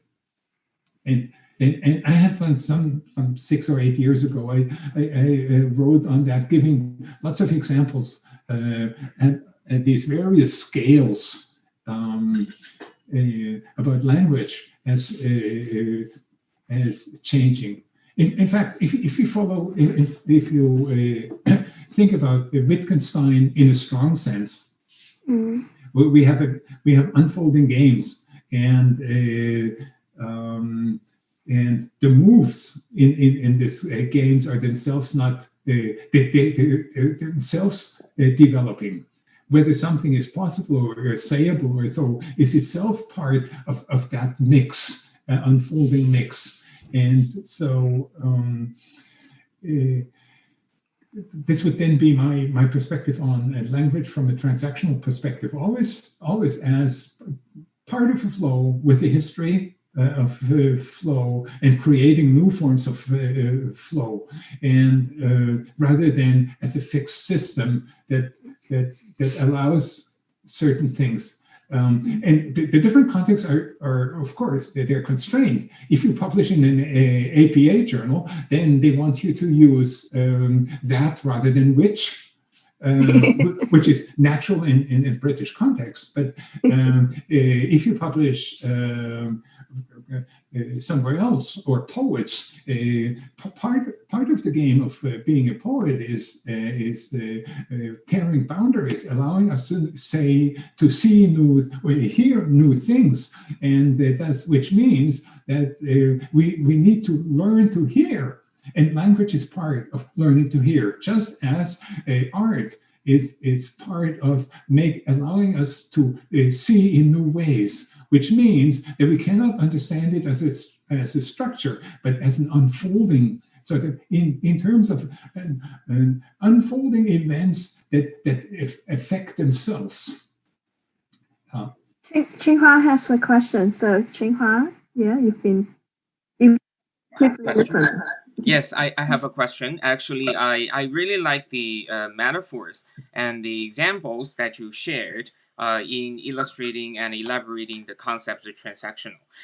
So I have a question regarding the example that you cited just now. Just now you mentioned that you were talking with your wife and you created the words in French about Google something, and you created into a verb. You say you're Googling something.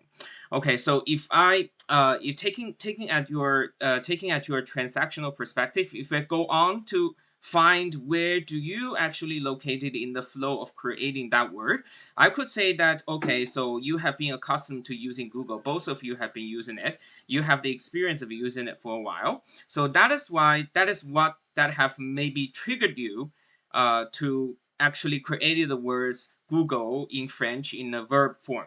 So, but also just now when you were given the example, you also said that you created it.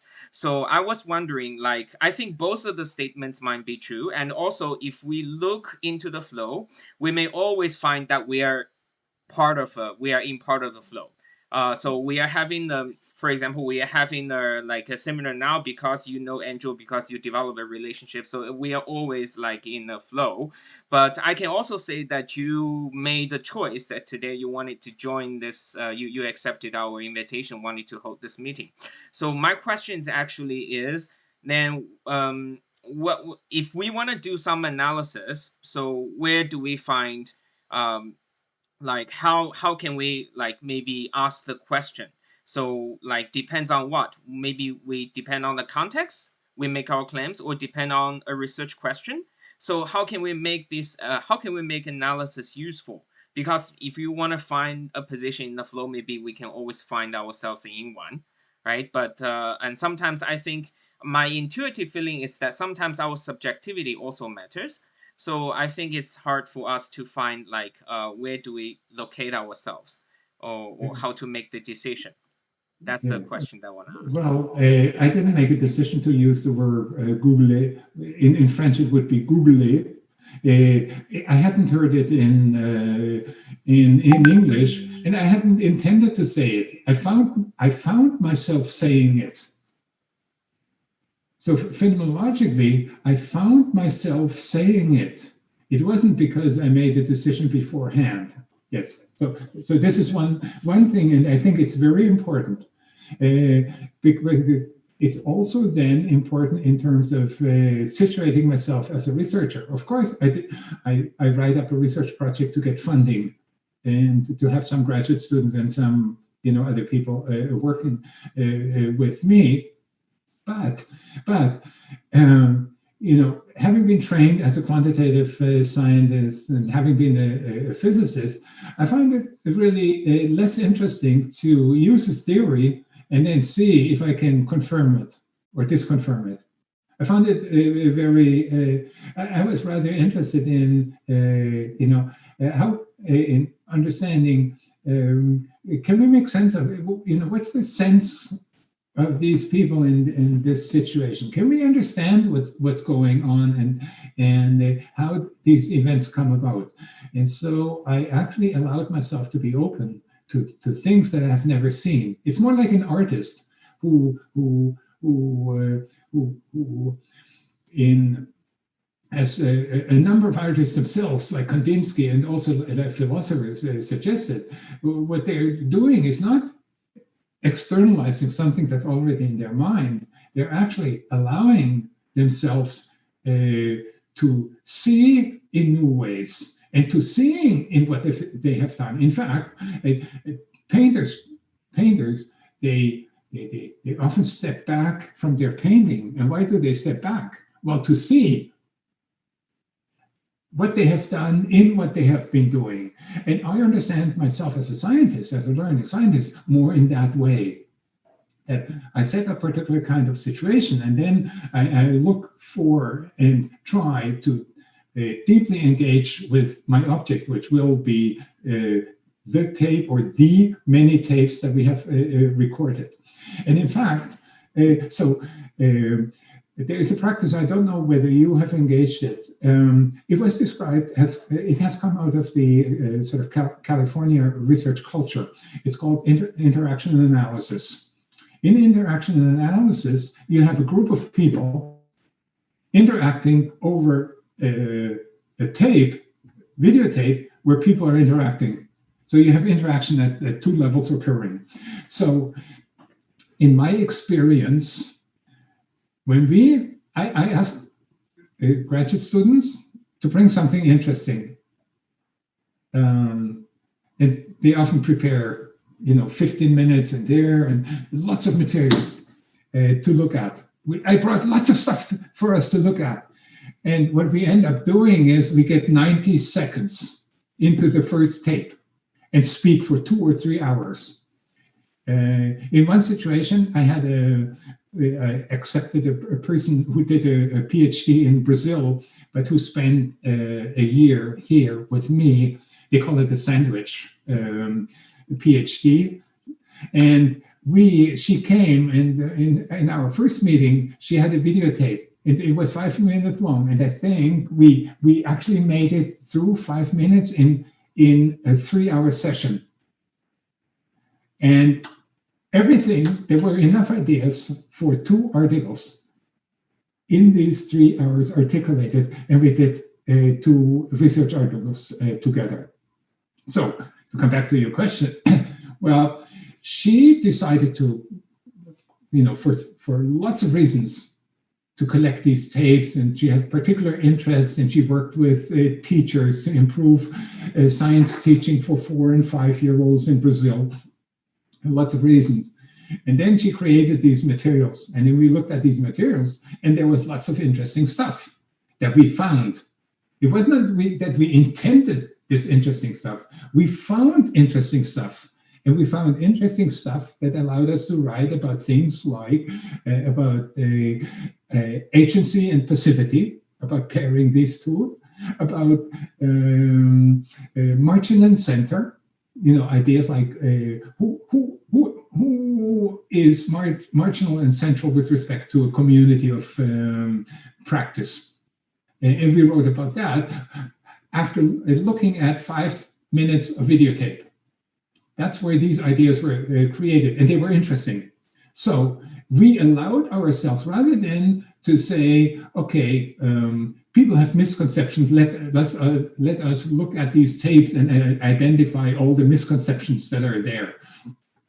We said, let's look at this and see if there's something interesting. And there were 10 or 15, at the time I had about 11 or 12 in my research group, postdocs and master students and PhD students. And we had this conversation, and after 3 hours conversations, there were two papers. Well, there was the material for 2 papers. And so for me as a researcher, that was more interesting than, trying to confirm that there are particular misconceptions of 4-year or 5-year-old Brazilian kids in this or that. But then, as a researcher, then that also shapes who you can become, because you open yourself up, you're finding things that are inconsistent with the ideas that you had so far, and then you have to be willing to abandon that. So at one point, that's why I did quantitative cognitive science kind of work on cognition in mathematics. And then I became a radical constructivist. And I found that when that didn't hold up in classroom research, I wrote one or the first paper on social constructivism in science classrooms. And then I found, that only gets us so far. And I developed, I got into ethnomethodology and language and discursive psychology. I found there are new ways of seeing things. Anyway, for me, therefore, it has been a journey of continuous becoming. And I saw that as being contrasted to what some people do who designed questionnaires and who use the same questionnaire for grade 5 student, and then they go in grade 6, and then they have graduate students who take it into grade 5 in Vietnam, and to grade 6 students in Nepal, and then their whole life consists of doing this one or several questionnaires, and they get lots of publications out of it. But all it is doing the same questionnaire 100, 200, 300 times. I certainly agree with you. And I have asked all my doctoral students, they'll straight into this one trick only. Yeah. So to all of you, when you do your research, I'm not saying you're wrong or this, or I was where you were. And I've told you that for nearly 20 years, I read transaction and I treated it as interaction. And it has been a long journey, and it has been an arduous journey. And I don't blame anyone else, because all you're doing is you're going through something that we can say it's similar to my own experience. But willingness to question your own ways of thinking about. And even though it might not enter your writing today, but it change. You're being changed by doing this thinking, and then a year later on, your writing will change, because you say, "Oh, now I'm getting it." It's like myself. I wrote my doctoral dissertation, and 2 years later, after having tried to get papers through the peer review process, I was thinking, "Oh, now I know what I did in my PhD." All of that to your question. I'm finding myself. It's not just that and perhaps, coming back to who we are, there's both agency, and there's a form of passivity. And even that agency is subject to passivity. Even if I'm doing, even my being open is something that comes to me, and it's not completely, the result of my own agency. So, it's we're so lucky, we're so privileged, because as young scholars, these students and postdocs, we can all benefit from your journey, from your many, many years of journey. And now we are kind of taking a shortcut into your journey. So we have benefited from your years and years of becoming, and this being open, and because people get fixated into their own little thing. The understanding, and the question may have arisen very, very, very early on. Understanding ourselves as living and continuously changing is part, and accepting ourselves as changing rather than holding on to the same things. The same identity rather than holding on to the same identity. And even agreeing here and talking about transaction is going to, I'm willing to be. I'm not just agreeing to speak, which is sort of agential, but I know beforehand that this is just another event that will lead to and be part of a continuous change for myself. I articulate things in new ways, find new metaphors in speaking. I don't have them in my mind beforehand. It's your question and my speaking, out of which there are new ways of articulating, new metaphors are coming out that are making sense in this particular kind of situation that were not planned, and they could not be planned because I didn't know you beforehand, and I didn't know myself. I can never know myself enough. It's the emergence. Right. But we need to put this emergence into our theories, and our theories with the objects, with the planning, with implementing, our plans, do not have emergence as a key and central element. And Mead, in his philosophy of the present, all these philosophers, they have the emergence, the accident as a key element. The stuff that we cannot foresee, and yet that changes, unfolding, and that needs to be a central part in our theory of the event. If it's an event that can be pre-planned, it's not an event, because every event has something novel. Yeah, it's very much akin to the Buddhist thinking. Yeah. Emergence and the philosophy of the present. And that's why people coming from East Asia, we can relate to it in particular, in the philosophy of the present. Pedro, Amy has something. Yeah, Amy? Yeah. Ask difficult questions. No. I'm just, I have this urge to follow up because it makes me think about our purpose of doing research on learning. Because when Professor Roth is kind of questioning the notion of cause and effect. But as education researchers, we are oftentimes faced with teachers, and they would like us to tell them, or what works, or what are the exemplar practices, and not necessarily saying that it is good or bad, but they want to know what to do or what works, right? Or some principles, or what the qualities and those things. And so then I kind of then wonder,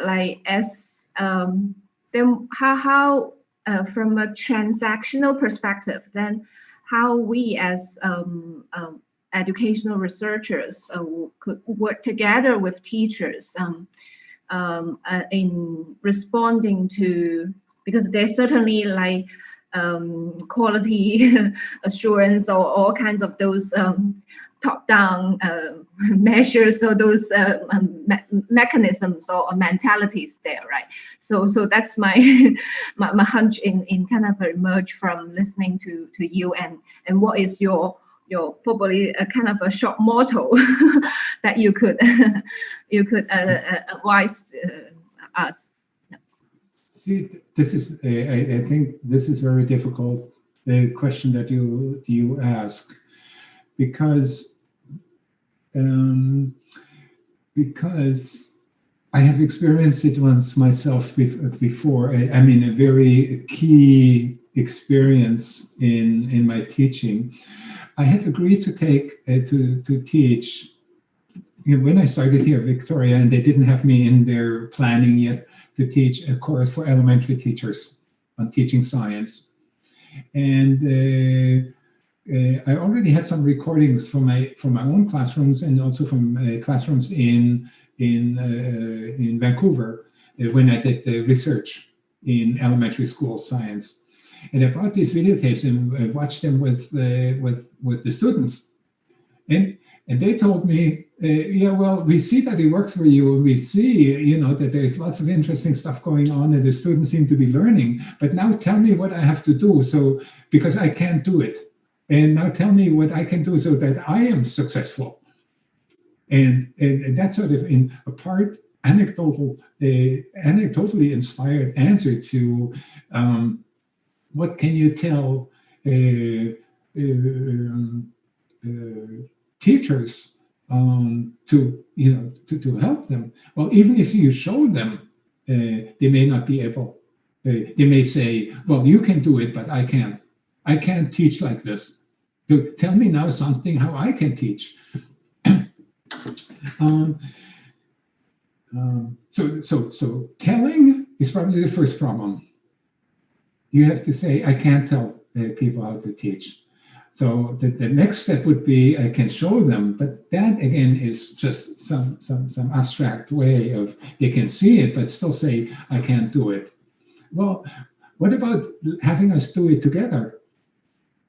And that's a question that I asked in 92 or 93. In 92, and I started some research that then became sort of a whole program in the research community, science education research community, on co-teaching and co-generative dialoguing, which means the basic idea is that you have people, new teachers, work with experienced teachers, or new teachers working together, even if there's no experienced teacher present. And you're doing things together, and in this event, you have collective responsibility. Collective responsibility means that not I do something, what I like, and you do grading, and then you come in and you do your part of a curriculum. No, you're taking full responsibility. Everyone takes full responsibility for all aspects of what is happening. So what that does is that I see something that, where I think that speaking up will help. And as a teacher, I raise my hand and I get my space, and I will speak, I will contribute. And the new teacher, we call them, we changed from student teacher to new teacher. The new teachers, they experience something while it is happening. And then not only do they experience or see it, but they then step in and they take up and they pick up. So they learn to teach while teaching. But in a situation that is like having a driver instructor being together with you, having a joint responsibility for what is going on, so that if things seem to go out of hand, there's always someone else who is also there and stepping in and has responsibility for things not going out of hand. So our idea, what we had, was to teach, to allow students, the students to learn to teach by co-teaching. And that became the way that at the University of Pennsylvania, they, in science education, future science teachers were trained for a period, while Ken Tobin, who I was working with, was there and responsible for the program. So what they would do is they would go and teach, and then come back and then make sense of what happened in the class together with others. All of this sort of helped me understand that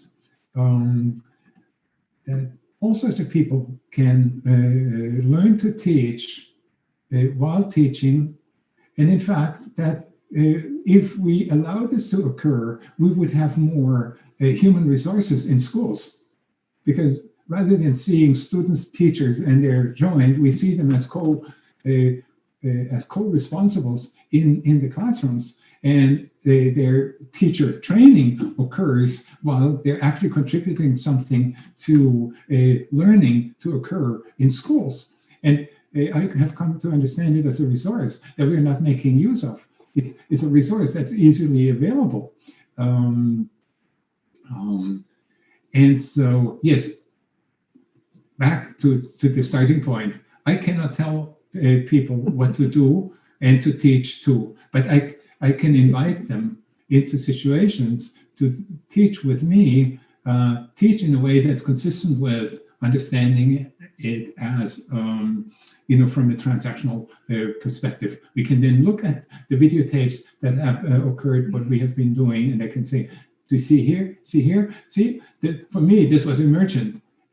We hadn't planned it, but it emerged. And, teachable moments, you know this expression? It's common among a lot of teachers here in North America. Teachable moments are there where an opportunity arises for learning and teaching to occur, and with very positive outcomes for teaching and for learning. Teachers learn to teach in a new way, and students learn something that they hadn't known before, and the teacher learned something that they hadn't known before. And so, to me, that would be... that is something, an experience that you cannot make, that you cannot sort of create by saying to students, okay, you teach and you're the student, because it's just fake. It's so the fake. mini teaching, micro teaching is our it's so fake, it makes no exactly no fun. No fun. Yeah, that's why I engage. I cannot teach my doctoral students, postdoc students to engage in discussing really theoretical issues. That's why I engage them in co-hosting seminars with you, so that they engage, they learn by doing it, right? If this is how you discuss Michael's theory, So, it doesn't make sense. You're talking probably about the teachers who teach elementary and secondary schools. You can also think in terms of me working with graduate students. So I go out, a PhD student, those who were funded on my research projects. I said, okay, this is the project that I got money for. You can be funded if you take on part of this project. So, how do you want to, create a project that fits so that you're funded out of this project, but it's still yours. You define your project, and then I go with them in the field. I interview with them. We have joint analysis with X number of researchers of their data.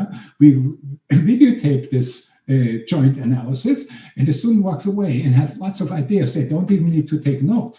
So they're learning to do research while doing research.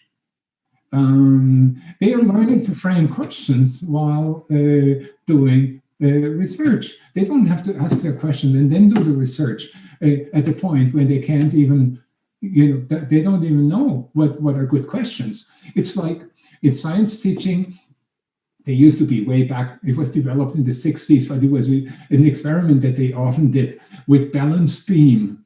So they use a balance beam and then ask kids, to make it balance. Well, how can you make it balance? Or ask questions about balance beam investigation, what kind of investigation you want to design, unless you have experience with that balance beam. To me, it made no, once I started, thinking in this way, it made no more sense. All this psychological... Exactly. That's my team. In the past 2 weeks, they have been with me crafting this grant proposal together. And now they are with me crafting this SSHR grant proposal together. Hey, Troy, do you have anything to add or sharing or comment? Yeah, can you hear me? Yeah. Before you start, Pedro, did you write to me many, many years ago? I did. And you were the person with translating certain science texts into Portuguese? Oh, I forget. But you wrote to me. Yeah. I wrote to you many years ago, yeah. That's a flow. That's the... And then we met in the seminar at SFU. Yeah. When was it? Like 2 years ago. Yeah. Yep, 2018. When I came to SFU. 18. So go ahead with your question. No, thank you very much for your seminar and for your words. Your work is very inspiring to us. I was since the beginning when you started talking about the Evental approach and then the way that we can see events as a whole. I was thinking about assessments, especially in language. So I teach language. And when we are assessing students, I feel as a teacher, just like you said, that we are in a bad spot because we are meant to fix the students. I feel that we pay attention to every single word that the students speak because we want to correct them. We want to correct pronunciation or grammar. And we want them to speak the language in a way that is correct. And sometimes I feel that I lose sense of the process, of the event. I mean, it's better to put it better. So how do you think that an evental approach, a transactional approach, can illuminate assessment to us, to language teachers specifically, for us to take a look at what students are speaking as a whole, and not moment by moment or utterance by utterance as we do in class? Yeah. I don't think that I have any handy answer, and I'm not familiar with the literature and language teaching, but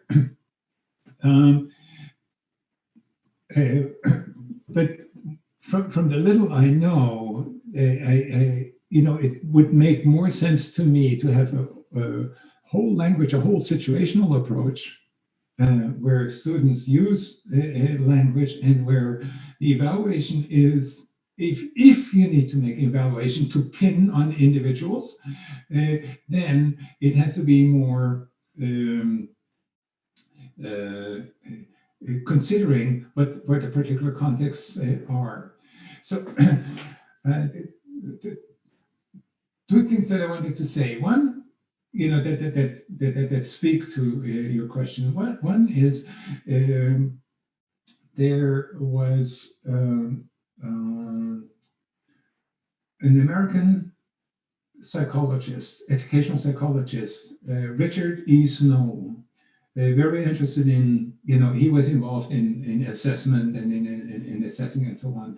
And he came to the realization, not competence, something. He came to realization that if you give a test to many people, you find out a lot about the test.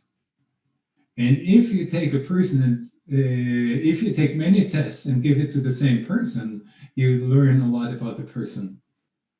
And so even before I had read, but to me it made a lot of sense, because at some point, almost 20 years ago, I did a research project on science, and it was sort of science learning, and we had used 6 or 7 different ways of evaluating, because part of the learning sciences with the many psychologists that they have, sort of requires you to do all sorts of things to see what and how students have changed. So as we had intake, interview, and so on, and also, and then at the end, again, we had different ways of providing situations in which students could articulate or do things to show, them acting within a particular field where words related to forces and mattered. So we had a written test.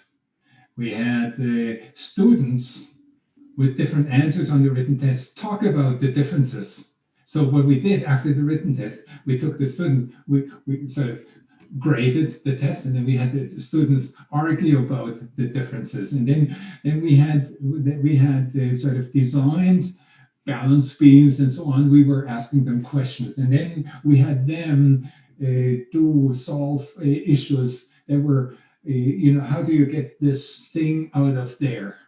Kind of real practical stuff. And it turned out that some types of students, they did very well on the written part.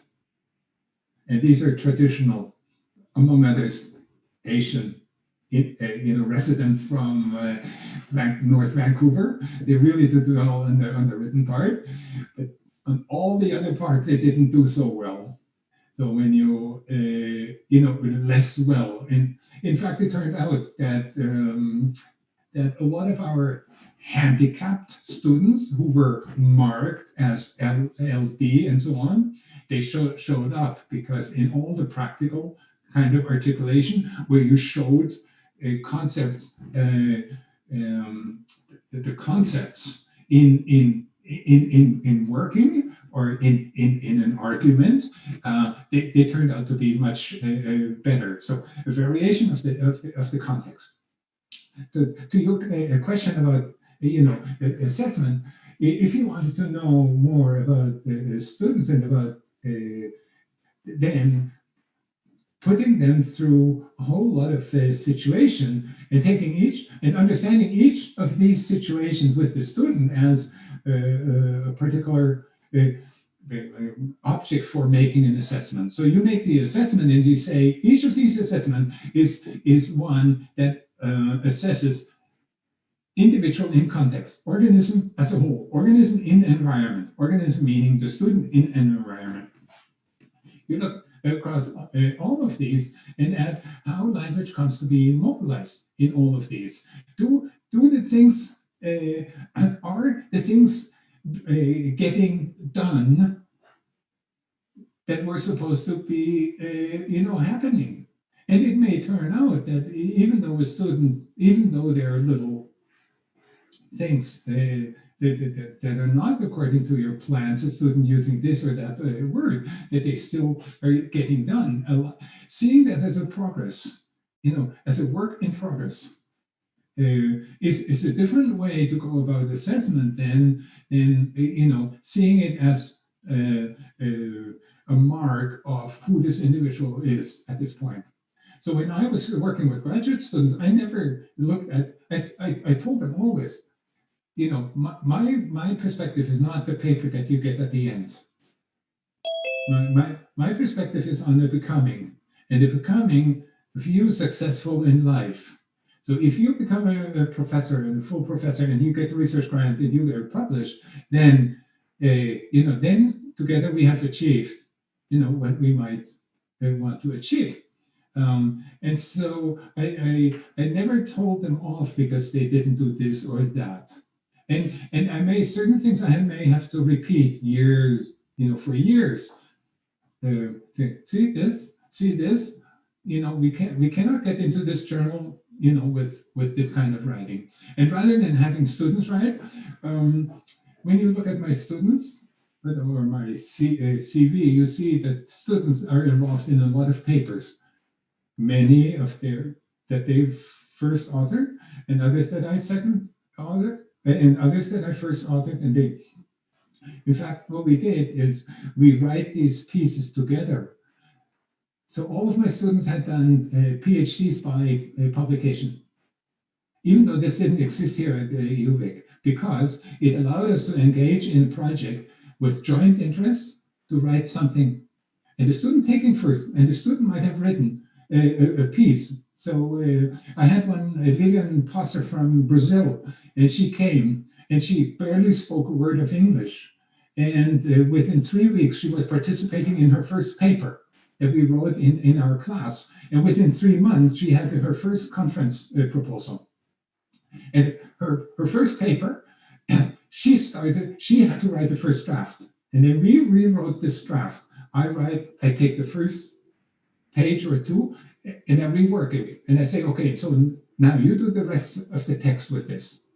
And then the next time I take the next sort of few pages, I rewrite them and say, now you do what I have done, and you do that. So by the end, 95% of the text is rewritten, but it will be published in a top 10 ISI journal, right? But it's not that I did it. No, it was her responsibility. She took first responsibility, but I also had full responsibility. That's why I also stepped in. But rather than telling her, you know, do this, do that, I actually did it and showed her, you know, rewriting. And this happened with every one of my graduate students. We co-write these papers, even though, I mean, you know, it was my shared project, and it was my research, it was her research or his research, and they define a project according to their interests, and then you know, I live with them through this process of and not just this paper, you know, but in a number of papers, the PhD, the life after PhD, becoming tenured.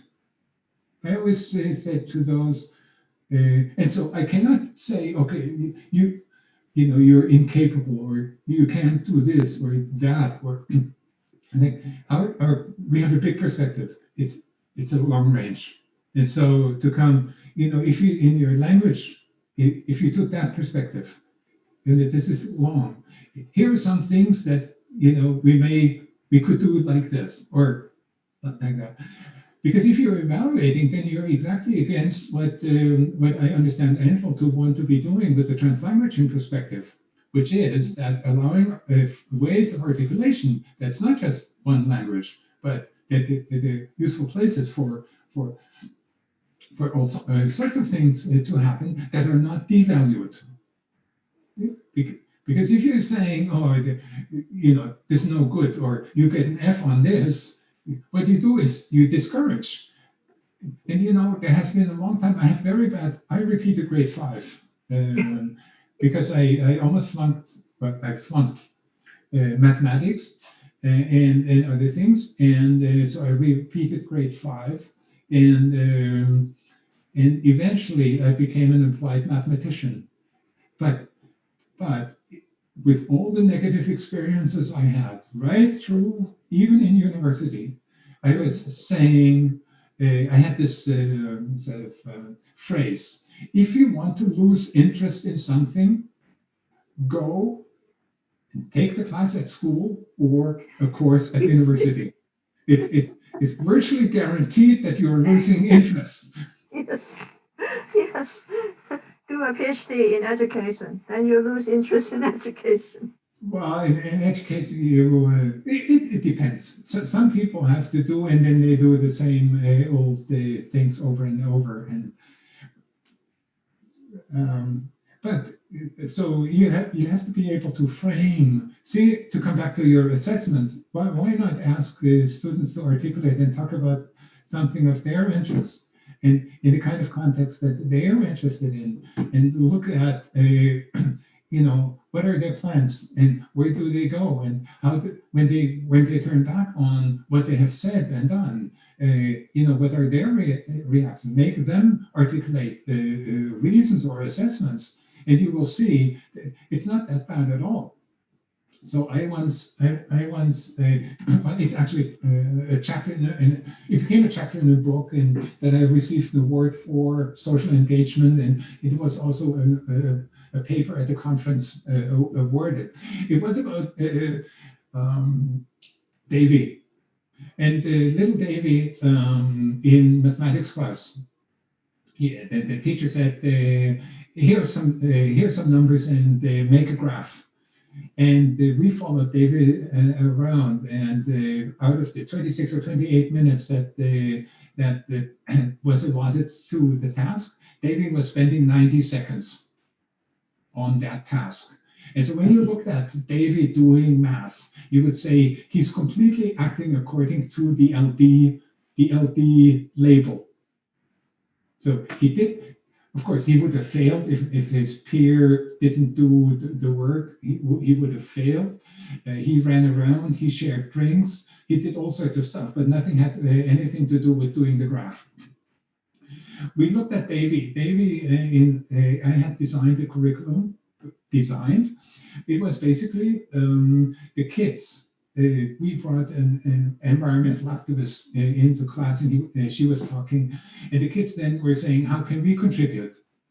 And we provided a space for kids to contribute to the environmental project in the community. And David did his research project. And then when that was over, I asked, anyone interested to help us teach this course in another grade 7 class? And David was saying, I want to be part of it. And he was teaching part of teaching the other teacher how to do this kind of unit. And then when we asked for volunteers to teach these grade 7s from other students, he not only supervised one, he supervised 2 groups. And then later on, we had the kids also participated in an open house of the environmental activists, and David participated again. When we look at all of these different situations, you never saw a disabled person. All of these situations were enabling, so that you saw an able situation. You would have used the word agency. Davy is doing this, and Davy is doing that, and Davy is teaching little kids, and Davy is teaching adults, how to use these instruments, and Davy is doing a graph. And in fact, what was happening is there was an enabling context, and then we look at Davy, and all you saw was competence and evolving competence. Whereas if we had taken as our reference the recording from a mathematics class, we would have said he's learning disabled. He can't even concentrate. He failed. Or he didn't use this word right, or he didn't spell. In fact, in the book we had his answers on some test, and it was full of spelling mistake and this and that, and it would have been easily possible to discard this kid as being learning disabled. And the other study that I earlier referred to, where we used the many different forms of tests to evaluate, they were most of the students in the top 25 percentile of conceptual understanding in the traditional sense were learning disabled students. LD, they were labeled LD in the school, and yet they were coming out top. In in these different forms of assessment, maybe not on the written assessment, certainly not on the written, but in all the other form of assessment that we did that showed conceptual understanding, where they were showing concept on the move, concepts in context being used, they showed great competence. And so I think I amply and provided lots of examples for ways of going about assessment that go beyond, pinpointing individual things that students can't do. I have this question here from Risa Shadisa. Thank you for your wonderful presentation. If possible, explain how can eventual ontology add to our understanding of flat ontology, materialist view alignment, or complex dynamic system. Flat ontology, materialist views alignment, or complex dynamic system.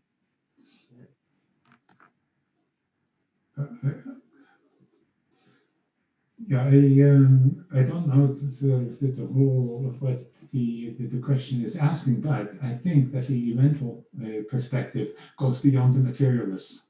It's not just materialist, because whatever psychologists sort of get with the thinking and speaking is part. Our being conscious is part, and it's. If you do an abstraction, you get mind and body, but the things are not events. So a material perspective, the materialist perspective that you often get is in terms of body, things, and objects, signs. It's part. A sign is in writing, in word, in whatever else people might use. I think about the evental approach, the transactional approach, is perhaps best understood in terms of an organism in environment as a whole. If you think of any organism, think of a human being. So it's not just us. There's continuous movement. Our skins are not just boundaries. There's air moving in and out. Substances, liquids in and out. Those things that we call our gut microbiome, it's something like as if it was foreign to us and exchangeable. But in fact, research now shows it's an integral part of our psychological well-being, not only, to our physical and physiological well-being, but to our mental well-being. So we look at an organism, and an organism is living, and an organism is made up of organs. And I think it was William James who had this nice expression that to the organ, the body is part of the environment. And to the body, the organ is part of the environment. Because the body, an organism, and what I'm doing is inseparable from the heart beating, from the lungs breathing, from the stomach working. All of these are events. And that's why it was Whitehead who talks about families of events and understanding beings as families of events. There are all sorts of physiological events, and there are also the events of consciousness and occurring. And organism and environment takes us back to understanding the relation between people who become environment to one another. And in fact, whatever I'm doing on the environment is also a doing on myself. Taking an organismic perspective, a living organism, not something dead, but in living organism, and is a good metaphor for understanding transaction and for understanding the evental perspective. Especially this whole part relation and this whole part. There's not a dead in a dead body. The heart is no longer a heart. is no longer beating. It's a dead body, and there's a piece of meat. There's lots of differently structured meat, but not a living organism. And in a living organism, what counts are events. There are all sorts of events. And when you come to a certain level, there are certain feelings of our human bodies, and then further on, there are also thoughts. But these thoughts, they're abstractions from all of the sort of other stuff that is going on. And so another French philosopher, you see, you might make a joke about translanguaging. Anyway, I read a lot of French philosophers and read them in the original. Michel Henry, he says where Merleau-Ponty went wrong was just to have the sensing body and the sensed body. There's a third form of body that makes a sensing and being sensed possible in the first place. And it's the living body, the living organism that gives source to, feeling and being felt, that gives a rise to that.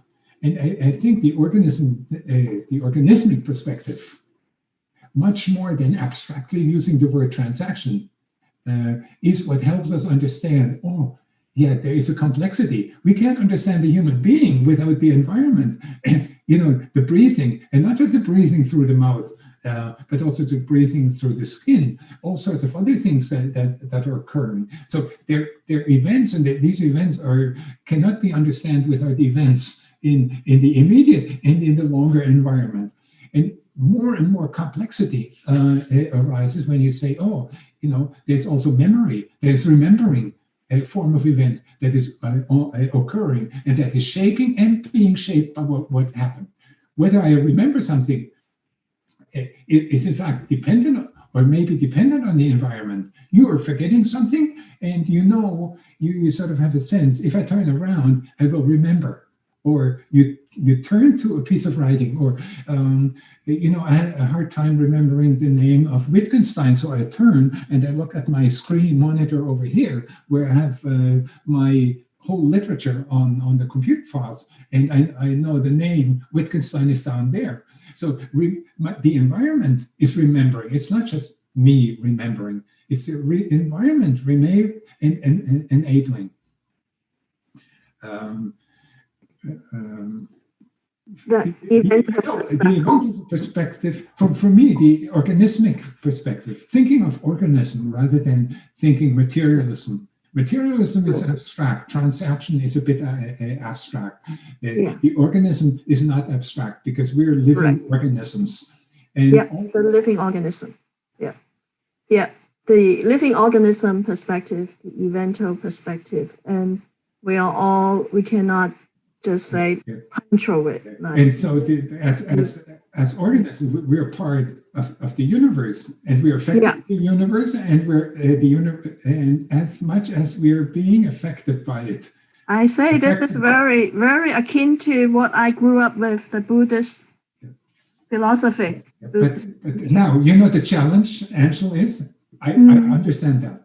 The challenge is to write research in a way that people who are used to the traditional, the individual-centered, object-centered ontology, that they accept it. So as soon as you write about your philosophy, they say, they're off. They're off in, whatever space. It comes back to the domination of the Western modernist epistemology. What I like about Whitehead is he acknowledges influences from Indian philosophies, from Buddhist philosophies, right at the beginning of his book, Whitehead. And you're right, Michael.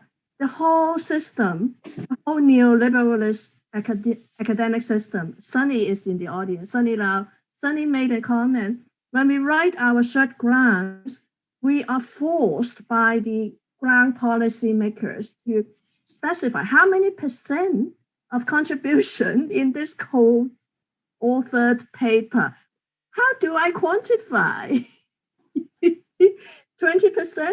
I mean, Michael, your co-publications with your students, and we are forced to write down a number. How many percent?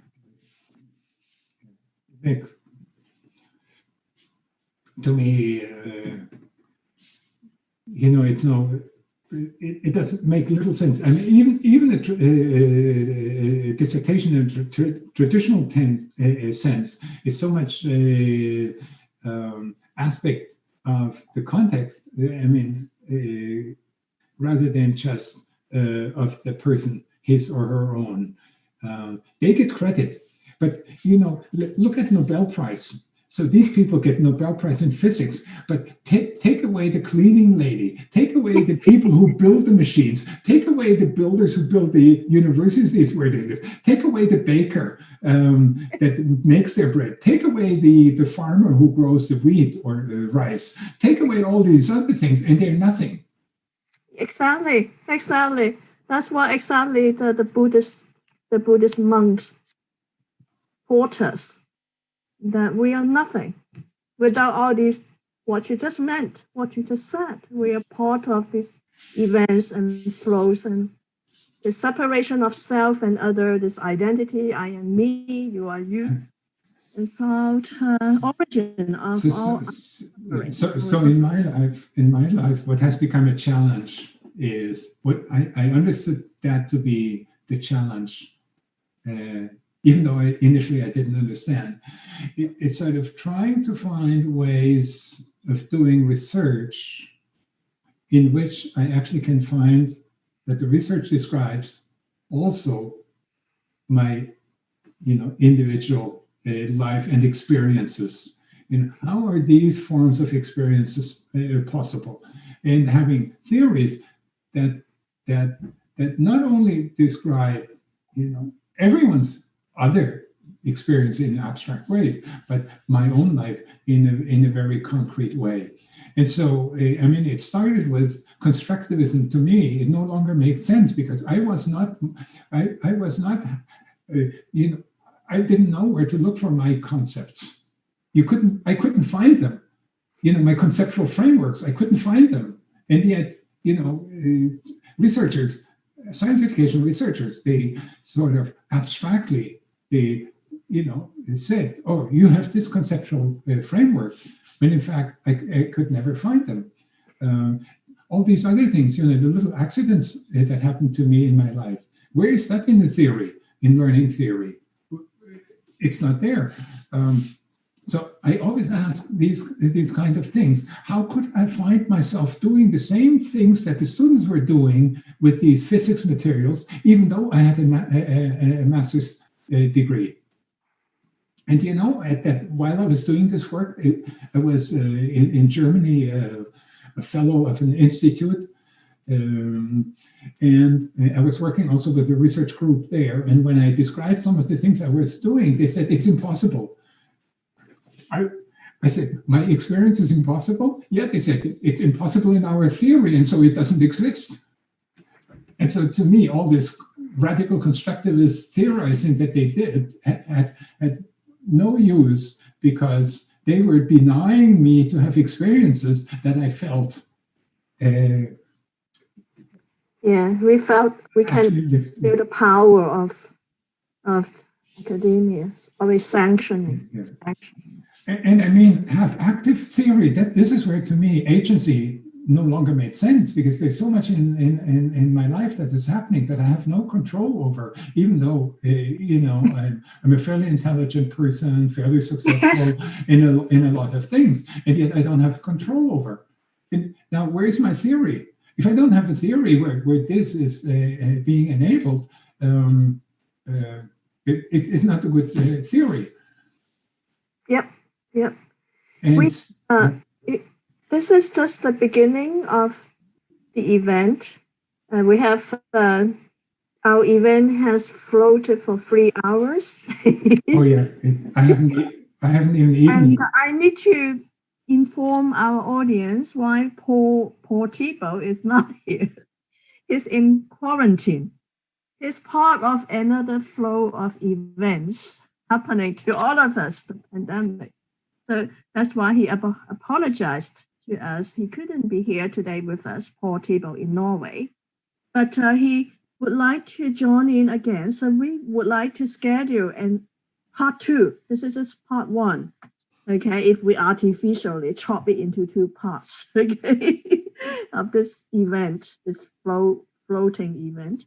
So pay attention to set up the reminder in our channel, YouTube channel.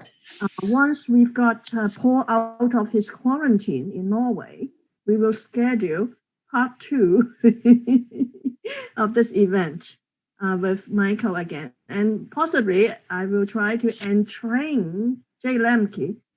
Jay Lemke was with us today, also in the audience. So, and then we also have another event scheduled on February. Mariana Turner from Australia, University, Monash University, will be talking about translanguaging as a majority theory, not as a minority theory. Usually translanguaging is say, oh, you use this theory to support using minority students' home languages. I understand you want to fight for minority students. But as Michael was mentioning today, if you think of this concrete evental event, everything is not pure from the beginning. Even though we are speaking English, we are translanguaging in English. So it should be a theory for majority students, not just for minority students. So Mariana Turner and Tsinghua can show the poster. And don't forget to give us a like and subscribe and set up the reminder.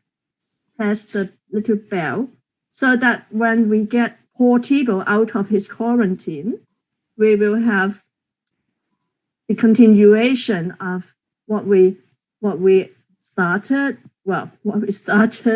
partially today. And it will never end because today's experiences will become part of our event, our lifelong event of becoming. On that note, I want to thank Michael. And Michael, please give us a final remark and comment. Yeah, I guess the idea I had when you in your last sentences, I had this thought emerging about materialism and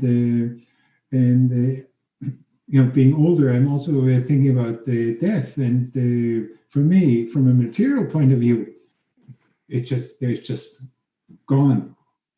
There's from dust to dust, but that's dust to dust, earth to earth. Life is about. But in a way, there's also things that continue to resonate within the community in the world that would not have been if that particular sort of series of events that we refer to as Michael hadn't occurred. And it's only in that sense that we can think of this being ongoing, living in the lives of the others and living in the life of the universe. And so, but there's no I and no me, as one of the questions earlier was. They're all gone. But in another sense, they're still present because it's present in the history of the universe, as there are many other things in the history of the universe. Yes, in the river that we all partake in at some point, at some stretch, yeah. And I'll give the speaking floor, give it to, it's a metaphor, okay, you're all here. So just say something, everyone. Bongi? Well, first of all, thank you very much for very engaging, very stimulating talk today. It was a huge learning curve for me. In particular, when I initially read your paper, it looks like another analysis from the methodologist analyzing multimodality, but it was way beyond what I was thinking initially, and then pushed me to understand, figuring out kind of the limitation that some of the methodologists or social constructionists were arguing about, and really make me to understand what I'm experiencing, the flow and the thinking in head, and then not just what I produce. So still thinking a lot. I have a lot of questions and notes. I'm very much looking forward to have more dialogues with you soon.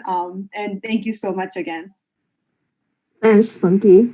Bungie is one of my best postdocs. I mean, she's so a white American risking stereotype. A white American teacher will say passive Asians.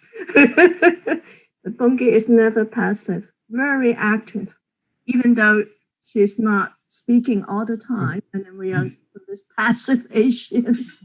You know, I was just thinking when I saw her name show up, the translanguaging in-joke, kind of bad joke.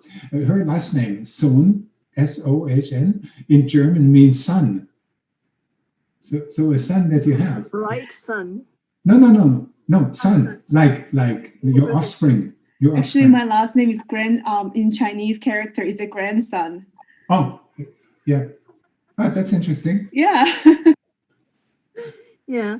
So I want to thank, and then Phoebe, another very, very inquisitive and curious student from Hong Kong. Yeah. And thank you for all the patience, and thanks for emailing with us, and then sharing so many good readings. And also in the process of reading, I feel that I'm like swimming across not only a river. Originally, I'm worried about whether I will sink into the deep down sea ocean, but now I feel more secured because I know that we have the continuation, and then we have you all great scholars guiding us to swim and then flow. Then I'm looking forward to really read deeper, because maybe in the beginning, when we go through the multimodal analysis, when we look at your examples, your research data, I kind of just understand it from the superficial level. That's why after saying goodbye today, then actually it's not yet a goodbye, because we know that there will be part 2 artificially. Then actually I will reread your publication again, and hopefully listen to Professor Jay Lamke's ideas, and also Professor Thibault's ideas, so that I will understand the flow in another perspective and in the transactional perspective. And thank you so much for your contribution. Thank you, Phoebe. I miss you. I miss my students in Hong Kong. They're all bright students. Amy is another one. Amy, want to say something? I'm so grateful to all of my students from Hong Kong. I miss you all. I'm also very grateful for tonight's opportunity, because I feel so lucky, because Professor Lamke and Professor Roth are all coming from a different disciplinary background, but they are doing transdisciplinary work, and also through this channel that we have many gurus guiding us. And I am also very touched by tonight's seminar, because we not only touch upon very deep theoretical issues, but also Professor Roth is able to explicate it in very lively and very easy to understand examples, and also theoretical, and also we also talk about teaching and how we can co-develop these with teachers, right? So it's I quite look forward to further discussions, and like the interflow between like Professor Roth, Professor Lamke, and Professor Thibault, and also we also have Bactinian scholars in this channel, right? I forgot. Yeah. So it's really those key pillars in a very cutting edge research and theoretical frames that can we are growing up from a different ground, and we're lucky to be this generation of researchers. Yeah, we're grateful. Thanks, Amy. Thanks. Turning from my lovely students in Hong Kong, I turn to my very, very, versatile students in SFU, Canada. Pedro, very versatile, multi-talented. I'd like to thank you, Professor Roth, for your words and your insight. I found the theories and the approach very interesting. It's really good to engage with scholars in this way, learn from you, because this is how we're making knowledge. Just like you're saying, you are co-authoring papers with your students, and Angel, she does the same with us. I believe that knowledge in the world should be done like that, like collectively, like a work that is done by multiple people and many minds thinking together. So thank you very much. I'm looking forward to part 2 of the seminar. Thank you. Thank you, Pedro. And Tsinghua is so pivotal. Tsinghua is our webmaster. And I depend on, without Tsinghua, we don't have this channel. You see, Michael, you were talking about event.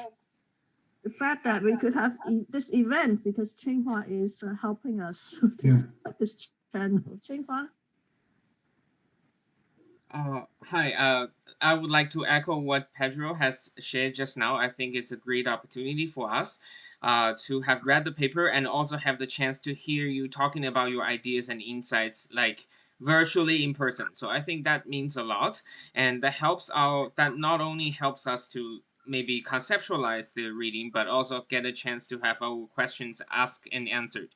So I feel like I'm in the flow now. So I feel like it's a quite interesting and very insightful experience. So I would like to say thank you.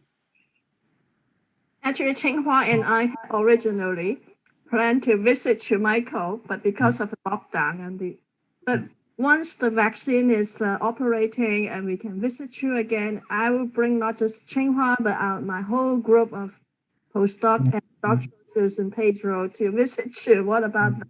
Okay, that's planned. Yeah. So once again, thanks so much, Michael, Professor Roth, and once again, thanks my students and my postdocs, and also all of you in the audience who have been with us for 3 hours. Wow, that's amazing. That's record breaking.